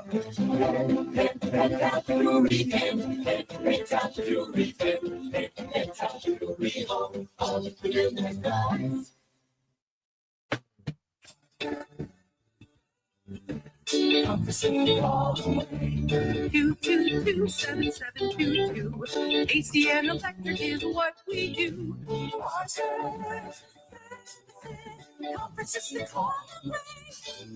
Hi, this is Jeremy Parker, owner of Parker Services AC and Electrical. As we welcome the new year, I want to take a moment to thank you, our loyal customers, for trusting us to keep your homes in Tallahassee, Crawfordville, and the surrounding areas comfortable throughout the seasons. It's been our honor to serve you in 2024, and we look forward to providing the same dependable service in 2025. From everyone at Parker Services, we wish you and your family a happy, healthy, and comfortable new year. Here's to new beginnings and lasting comfort. 222-7722. Florida license CMC 050334 and EC 130144434. Take a sip and have a trip with Tallulah's famous THC slushies. Lots of fun flavors to choose from, refreshingly delicious, and the perfect way to relax. Stop by Tallulah's and try the all-new sugar-free Jolly Rancher slushie today and find out why everyone is going mad for honey. A rare, intriguing, deep red honey harvested from the mountains of Nepal. Mad Honey is the latest trend, creating quite the buzz. Literally. Try Mad Honey today, only available at a Tallulah store near you. For nearly 2,000 severely injured veterans, everyday life has become filled with barriers. So we build specially adapted homes at Homes for Our Troops. And thanks to our donors and supporters, this life-changing gift of freedom is provided mortgage-free to these veterans. But we need you to join us too in completing this important mission. Please visit hfotusa.org and help build homes and rebuild lives. When you bundle renters and auto with Progressive, you can save while protecting your most valuable possessions, like your priceless vinyl collection. Sure, you sleep on a futon because the money most people would have spent on a bed you spent on more records. But forget the fact that you can stream just about any song ever created for a few dollars a month. No, you need to listen to music in the most difficult way possible. So go ahead and get Progressive so you can save while protecting the things that matter to you. Progressive Casualty Insurance Company and affiliates and other insurers not available in all states or situations. The Jeff Cameron Show is a production of the Warchant.com Multimedia Network. Check out Warchant.com today for the latest news inside Florida State athletics. That's Warchant.com. Now, back to Jeff on Real Talk 93.3. Jeff Cameron Show, as the man said. I wonder what, would you be interested if you were a team in reaching out to the Vikings about J.J. McCarthy? You could try. There's no way they're going to let that asset go for the rookie wage. I mean, that just changes everything about what you can do financially as a team if that's your starting quarterback. Atlanta is about to find that out when they reach some sort of settlement with Kirk. It's found money. They're going to have to. Yeah, it's interesting. I'm just kind of curious to see. We have a date we need to put on the calendar for next year already. February 1st, 2026. Raymond James Stadium. NHL Outdoor Series, Boston Bruins at Tampa Bay Lightning. Raymond James. They're hosting one. Yep. They're going to do it. I'll be curious. They've done it in LA a couple of times. George writes, off topic, Jeff and Tom, would you like all playoff games on campus until, say, the semis? Fourth could be between semi losers for a definite third place. I like that idea, by the way, if somebody wanted to play another game at the end of all that this. Would be the all freshman game. Everybody's done and transferring and declaring. Would I like all playoff games on campus? Well, I like the idea of the campus games. You and I both do. I don't know that I have, this is probably not great, but I'll be honest with you. I don't know that I really have an opinion. I don't mind, like having a game being played in the Rose Bowl felt pretty good. I do like watching the Rose Bowl. Yeah, I think campus games are better, but good luck navigating those politics. There's just no way. Yeah, they're not going to be able to do it. But no, I do like the certain settings of the bowls. I still do like. I'm nostalgic that way, but I see your point. Steve writes, late question, but why was it assumed that it was Norvell who wanted to fire his two OCs and wide receiver coach? No, I don't know that it was assumed. Maybe some people did. I said on this show that most coaches, not just Mike, I want to word this properly. If they hired a guy, they don't like firing him. They don't want to have to fire him. There are countless examples of coaches that you would read about at other locations in which the administration issued an ultimatum that they had to fire certain coaches, and that, in fact, there are plenty of examples of coaches who refused to and resigned, walked away, said, fire me. I'm not doing it. Well, maybe not resign, but said, fire me. I'm not getting rid of these guys. And then others who were obviously, it was in no uncertain terms understood that they were forced to do so in order to keep their job. The money is so big now, it happens less frequently. It used to be when it was manageable, when you're paying a guy less than $1 million a year or $1 million a year, you could walk into his office and say, you're going to fire these coaches. If not, we are going to fire you. And they would be willing to fire you. Now they don't want to fire you unless they have cause, because they don't want to pay out these godforsaken contracts. They let these agents bend over the athletic department in the university to the tune of $10, $12 million for long periods of time. It's insane what you have to pay a coach to leave. We just found that out not too long ago. But I think most coaches They don't like that it's an admission that they made a mistake. A lot of times they grow very close to these men and their families as well. There is the human element to all of this. It's like you work side by side with the hours that football coaches work and the blood, sweat, and tears and all that. I know Crimea River, they make millions of dollars. I got it, but it doesn't change the fact that you're around each other at all times and that you spend all of that time together. And it's just hard for guys to fire coaches. I think in this instance this year, he wanted to make the changes necessary. I think he was left with no choice. And so therefore it wasn't that he was dragged to make the changes. As I understand it, maybe the timing of it. Oh, I don't think he wanted to do it when he did it. Right. Right. As I understand it, it could be a timing thing, but he knew. How could you not? It was apparent, and people said he didn't have the guts to. Remember that? We had to fight through that particular backlash. He didn't have the guts. He had the guts to. It doesn't take guts to fire people that led you to a 2-10 season. Yeah. In fact, it would take a lot for me not to fire their ass 5 games into a season in which we were losing all of them. I would have been like, tomorrow, Bob, you're fired. You suck. This is pathetic. Thanks, ass. I mean, it would be hard not to have those kinds of feelings when you're in the midst of being mocked. I know we have a personal, close relationship. Not anymore. Yeah. Out the door. I hate you. Well, it would have been nice if you did your job. What is it you say you do here, Alex? You're now my enemy. No, it's not that. Yeah. But anyhow, it doesn't take guts to fire somebody, especially when that somebody's going to land on a mountain of money. You're not firing the guy who's bagging at Walmart. You're firing a person who's now a multi-millionaire because of you. They'll make it. It's going to be all right. Just got him a raise. You're welcome. You're fired and you're welcome. You could literally say that in those situations. In no particular order. Yeah, you could. In no particular order. By the way, this isn't a meeting you're going to like. You're fired. But you're welcome. I've made you rich. Good luck to you. Next, bring in so-and-so. I mean, this is... You're not blackballed from the rest of the workforce. You will get hired again. Just leave now.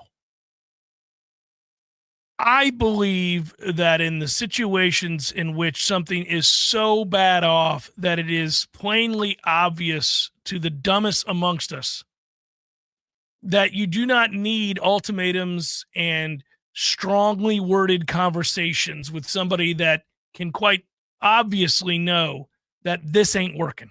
And Mike's not dumb. But the point is, when you go to work every day and you're last in the country at something, and you're pretty close to last in the country at something else, and you're pretty close to last on the other side of the ball in certain key factors in the country, it's obvious this isn't working. It shouldn't be difficult. I mean, I would think, and I don't know this, short of feeling like you're being left out to dry, I would think that some of the coaches might have been like, when they were summoned to the office for that fateful moment, they might have walked in and reached out and shook his hand and made it a little bit easier. Hey, man, I know what's about to happen. I got it. I'm not a dummy. It didn't work. And we all know there are a lot of reasons for that. Thanks for everything. I'll see you down the line. Good luck. And then go about the process, talking to your agent about where you're going to go next. It's a confluence of a lot of events that lead to this kind of a thing that happens, and it's not all on one person. I mean, Mike ultimately has to shoulder the blame, but like if you're an assistant,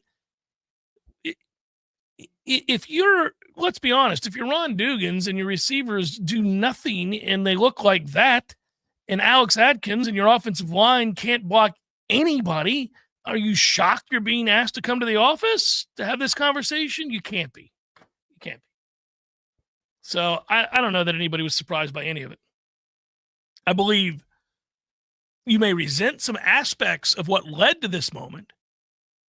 And again, it's always very nuanced. You might be like, well, I tried to warn you about this, this, and this, or I tried to say this, this, and this. You might resent certain aspects of it if you in fact did. Because I don't know how much, and we'll never know that, how much was said leading up to the worst of these moments, like these games where you're just not competitive. Like, was there a moment where the alarm bell was rang by somebody on this staff and they said, hey, Mike, I think we're in trouble. I think we got a lack of leadership. I think we got some issues with the way we're practicing. I think we need to take a closer look at this. I'm not real sure these kids that we're eyeing right now are going to be the answer. Do we need to take a step back and reassess what we're doing here and talk a little bit about what the plan is moving forward? Because I'm just, look, you're the head coach, but I am just trying to say I'm worried about this, this, and this. I don't know. Maybe that happened. Maybe it didn't. If you were one of those guys and then you tried to sound the alarm and nothing changed, and then you watched it, yeah, you might be resentful then. You might be like, well. Yeah. That's what I tried. You're the cop in the third Dark Knight movie. You just killed us all. What did you do that for? Yeah. Blow the bridge. You just killed us. All right, kids, get back in the bus. Everything's fine. No, I mean, I'm saying, like, that's the tough part of it, I mean, I think if you're and we know how it works, the hierarchy of things. Like, these head coaches, how many times have we watched head coaches have to get rid of their staff? That's the final straw before it's you.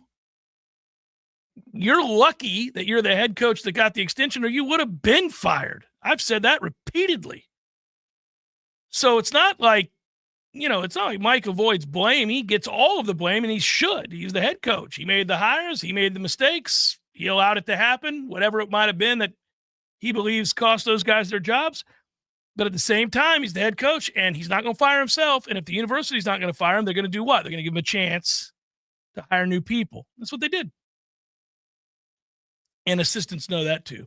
They know the way it works. Just like GMs understand that they answer to owners, and coaches understand that they answer to people. There's a hierarchy, and we know that a lot of people get fired when it's not their fault. And a lot of people get fired for things they had nothing to do with. This is how it works.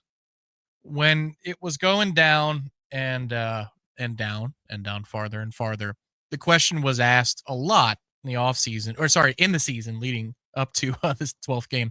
Do you think he can turn it around? Do you think he can fix it? And I know my response, I think we agreed on this, but I know my response was, it's within the scope of his capabilities, but he's an underdog to fix this thing. Yeah, the odds are against him to turn this around. Right. Like, I think he can. I don't think it's a fait accompli that we're just playing out the string here and putting lipstick on a pig. I think he can do it, but he's an underdog. Would you agree with that? A, and then B, if so, have the live odds shifted? Has this portal haul, have the coaching hires changed your confidence level? Would they move the number at all? Again, I think that I said initially, I don't know if we agreed wholeheartedly on this. I've asked, and this is a bit rhetorical, admittedly. I asked aloud, is the guy that presided over this nightmare, the person that allowed for 2-10 to happen? I say allowed, he didn't want it to, but it did happen. Okay. So if you are responsible for, you presided over 2-10, A, should you be allowed to now try to get this turned around and fix it? And B, are you capable if you were also that? And I think in these times with unlimited transfers and NIL, you have a better shot of turning it around under these circumstances than you've ever had. You would have had no chance in the past. You were dead in the water. You do have a shot now, and we know that you do because we just watched it happen. Not exactly like this, not in the same set of circumstances, but Indiana just won 11 games and went to the playoff in Cignetti's first year. Grant you, there were scheduling things that allowed for that, but a lot of it was transfers. A lot of it was a ton of his guys at James Madison that knew the systems he was installing and knew how to play for him and helped flip this, coupled with the gift of a Big Ten schedule in which they played the bottom 8 teams in the league. Anyhow, that happened. 3-9 just went to Big 12 champions into the college football playoff. Dillingham did that at Arizona State. There are different sets of circumstances in both cases from Mike. Got it. But we're watching where these radical shift in results from really good to really bad and really bad to really good are happening in multiple places.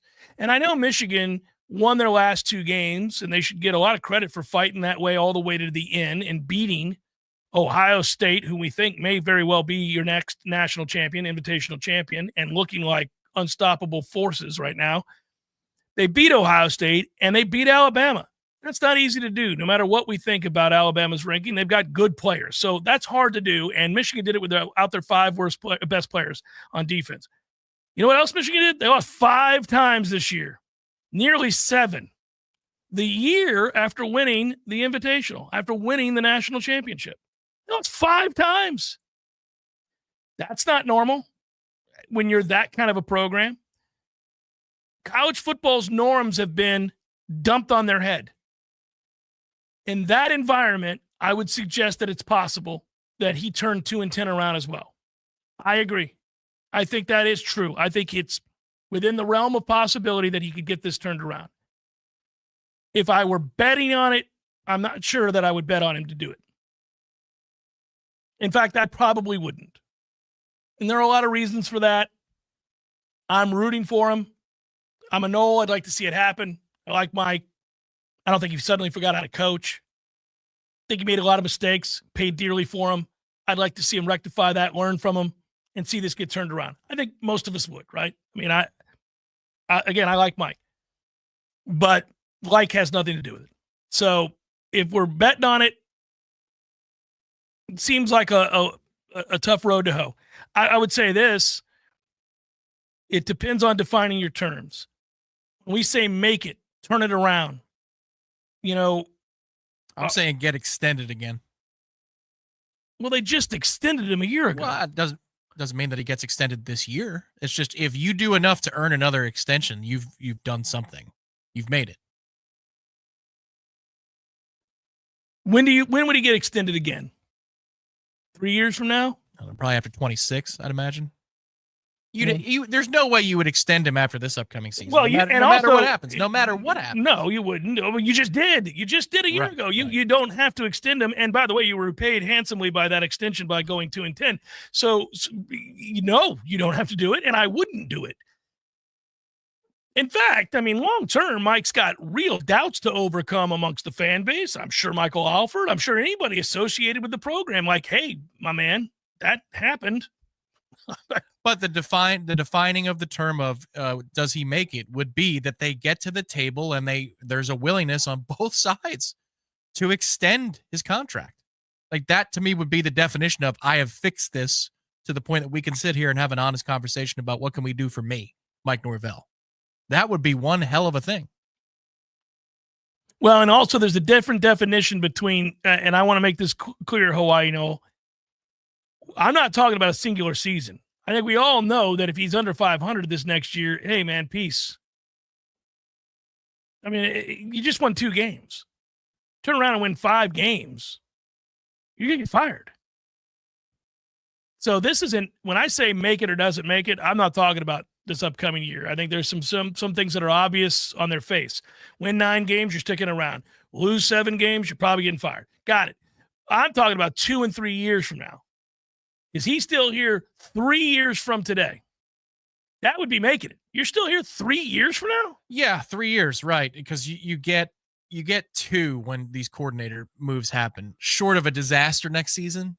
I mean, we talked about this the night that the firings were made official when you were still in Chicago. Right. I said it. What it means is that he was just given multiple years. Yeah. Well, short of a disaster. Short of a disaster. That's right. It's within the scope of possibility that he could get fired this year. And then maybe one of your 2 coordinators is elevated at that point. You might have hired your replacement. But if it's middling, if it's 7-5, I don't know that he gets fired. He probably doesn't get fired at 7-5, but no, when you make these coordinator moves, that's right. You're paying somebody for multiple years to work underneath him. No, that's correct. That's correct. It gave him an extra year, and above and beyond the year he was getting after 2 and 10. So the definition is you get to the 2026 offseason. It's January of 2027. Mm-hmm. If there's a willingness for Florida State to say, nice recovery. Very well done. Please sit down. Well, you know how quickly this is going to change, by the way. Let them go 8-4 this next year, which let's see if they do. I mean, it's a giant if. I don't know that they will or they won't. We'll talk about it as we see more of what this team is. Everybody's got an opinion right now, right fresh off this disaster.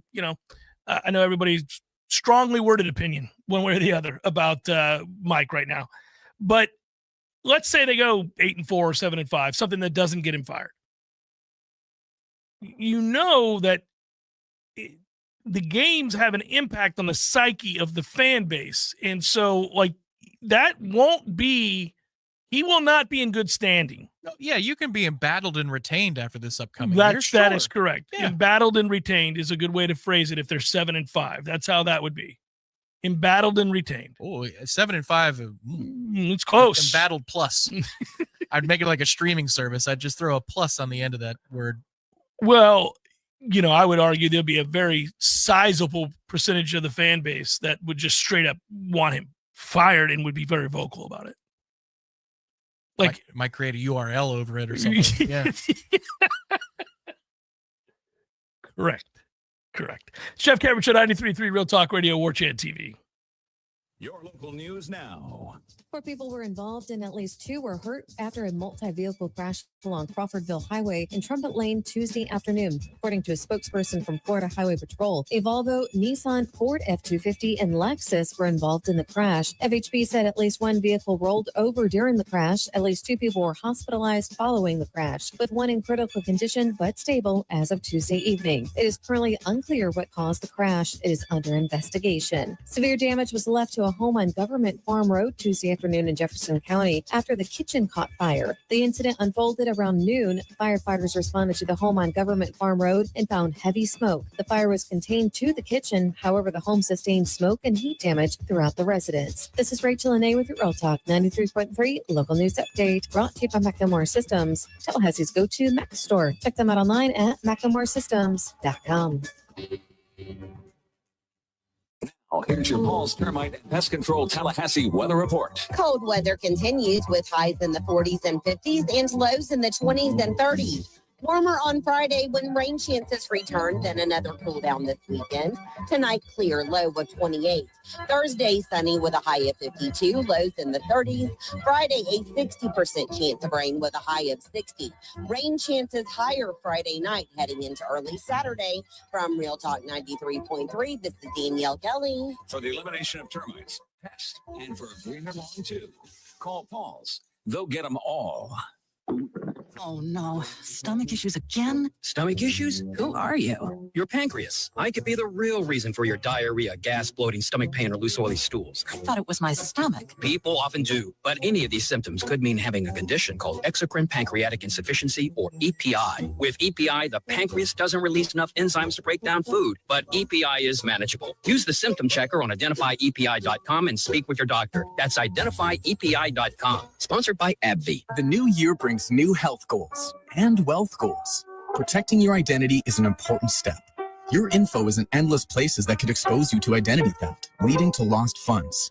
LifeLock monitors millions of data points per second. If your identity is stolen, our restoration specialists will fix it, guaranteed, or your money back. Resolve to make identity health and wealth part of your New Year's goals with LifeLock. Save up to 40% your first year with promo code NEWS. Visit LifeLock.com. Terms apply. Sunday night. NFC South. Yeah. Wild Card Weekend rolls on with a primetime showdown at Ray J. Jamie Daniels and the Commanders invade Tampa Bay for a playoff clash with Baker Mayfield and the Buccaneers. Win and move on. Lose and go home. Pre-game at 7. Kickoff at 8. Right here on the Buccaneers Radio Network. Woo! The Jeff Cameron Show is a production of the Warchant.com Multimedia Network. Check out Warchant.com today for the latest news inside Florida State athletics. That's Warchant.com. Now, back to Jeff on Real Talk 93.3. What was that about? The mouse was in the wrong spot. I left it on where it needed to be, but I don't know. Sometimes people VPN in. It was over the woo button. You just did a woo! That was not intentional. I got a kick out of that, though. So it came up earlier today. It's been, it was mentioned yesterday on Twitter. It was in the chats and the message boards. It's been here in the message boards here, in the chat room here. How stunned were you that, and when you watch it, because I finally watched it, how stunned were you that Herb Street told Staples that he's not on Twitter? Are you actually asking, like on a scale of 1 to 10? 1 being not stunned, 10 being Can I give you on the floor I'm shocked. gonna give you a assessment of what happened there. Okay. Okay. So what I think happened there, I bring this example up all the time.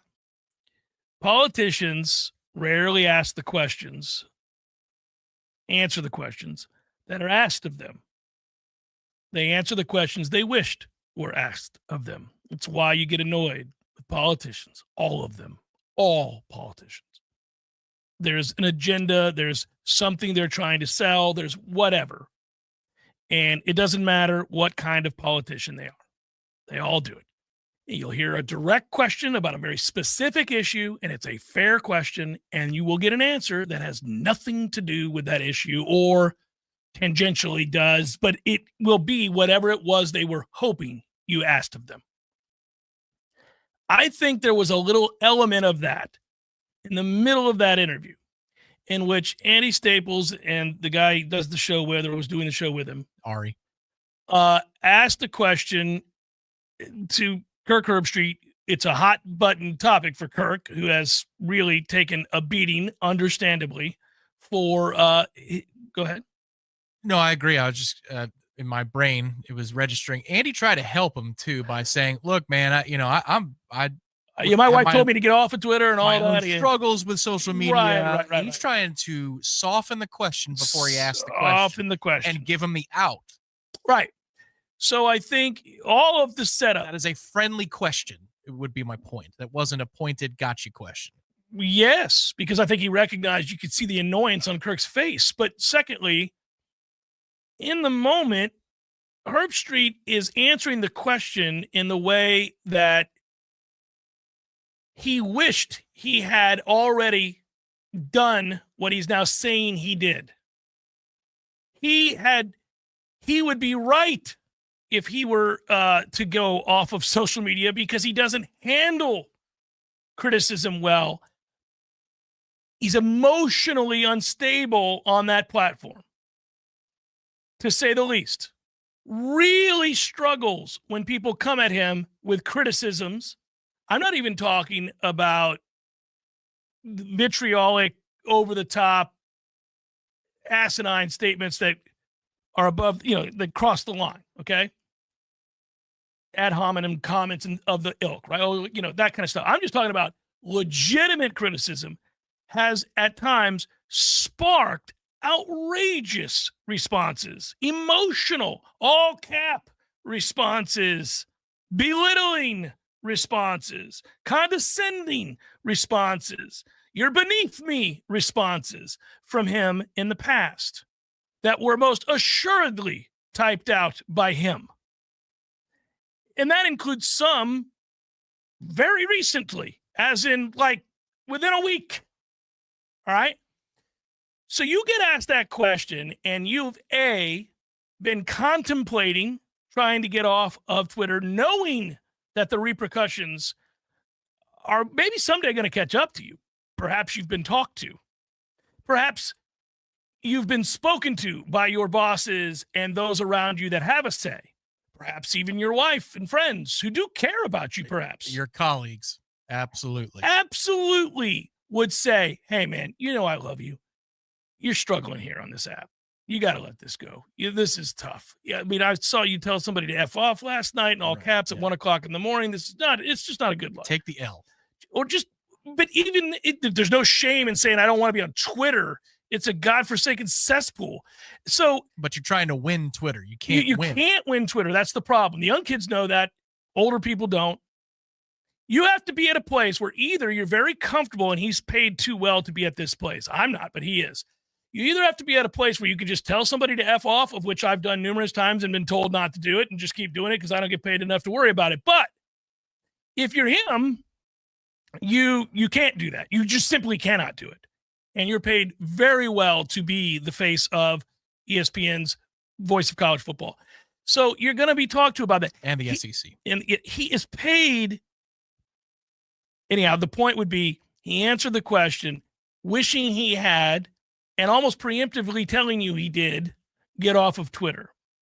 But the problem with that is that you incorporated a lie to answer the question in a way in which you're explaining how it is you're not on Twitter when we know you have been consistently. And there's no reason for it. It's like he was caught off guard. I don't understand the reason for it. Like, just say, look, you know what? I've made plenty of mistakes on Twitter. I've tried to talk rationally with people or give them my reasoning anyhow for why I think the way I think. It's not met with open arms. It doesn't go well. I've decided that moving forward, I'm not even going to be on that platform. And, you know, Andy, honest with you, I don't want to really talk about it, but I'm not going to be on there anymore. My son has typed out some things recently or whatever, but I'm not doing it. That's or a it. buddy. Yeah, or whatever you're going to say. But he screwed it up. And the answer was it's a PR blunder. Totally. And, well, I mean, a whole bunch of stuff. There's 3 or 4 statements in there. One of them is, I never said Alabama should have gotten into the playoff. Well, then who the hell are you talking about when you're saying Indiana was not as deserving as other teams? South Carolina? Ole Miss is probably who he's talking. I don't what? know. But, I mean, okay, sure.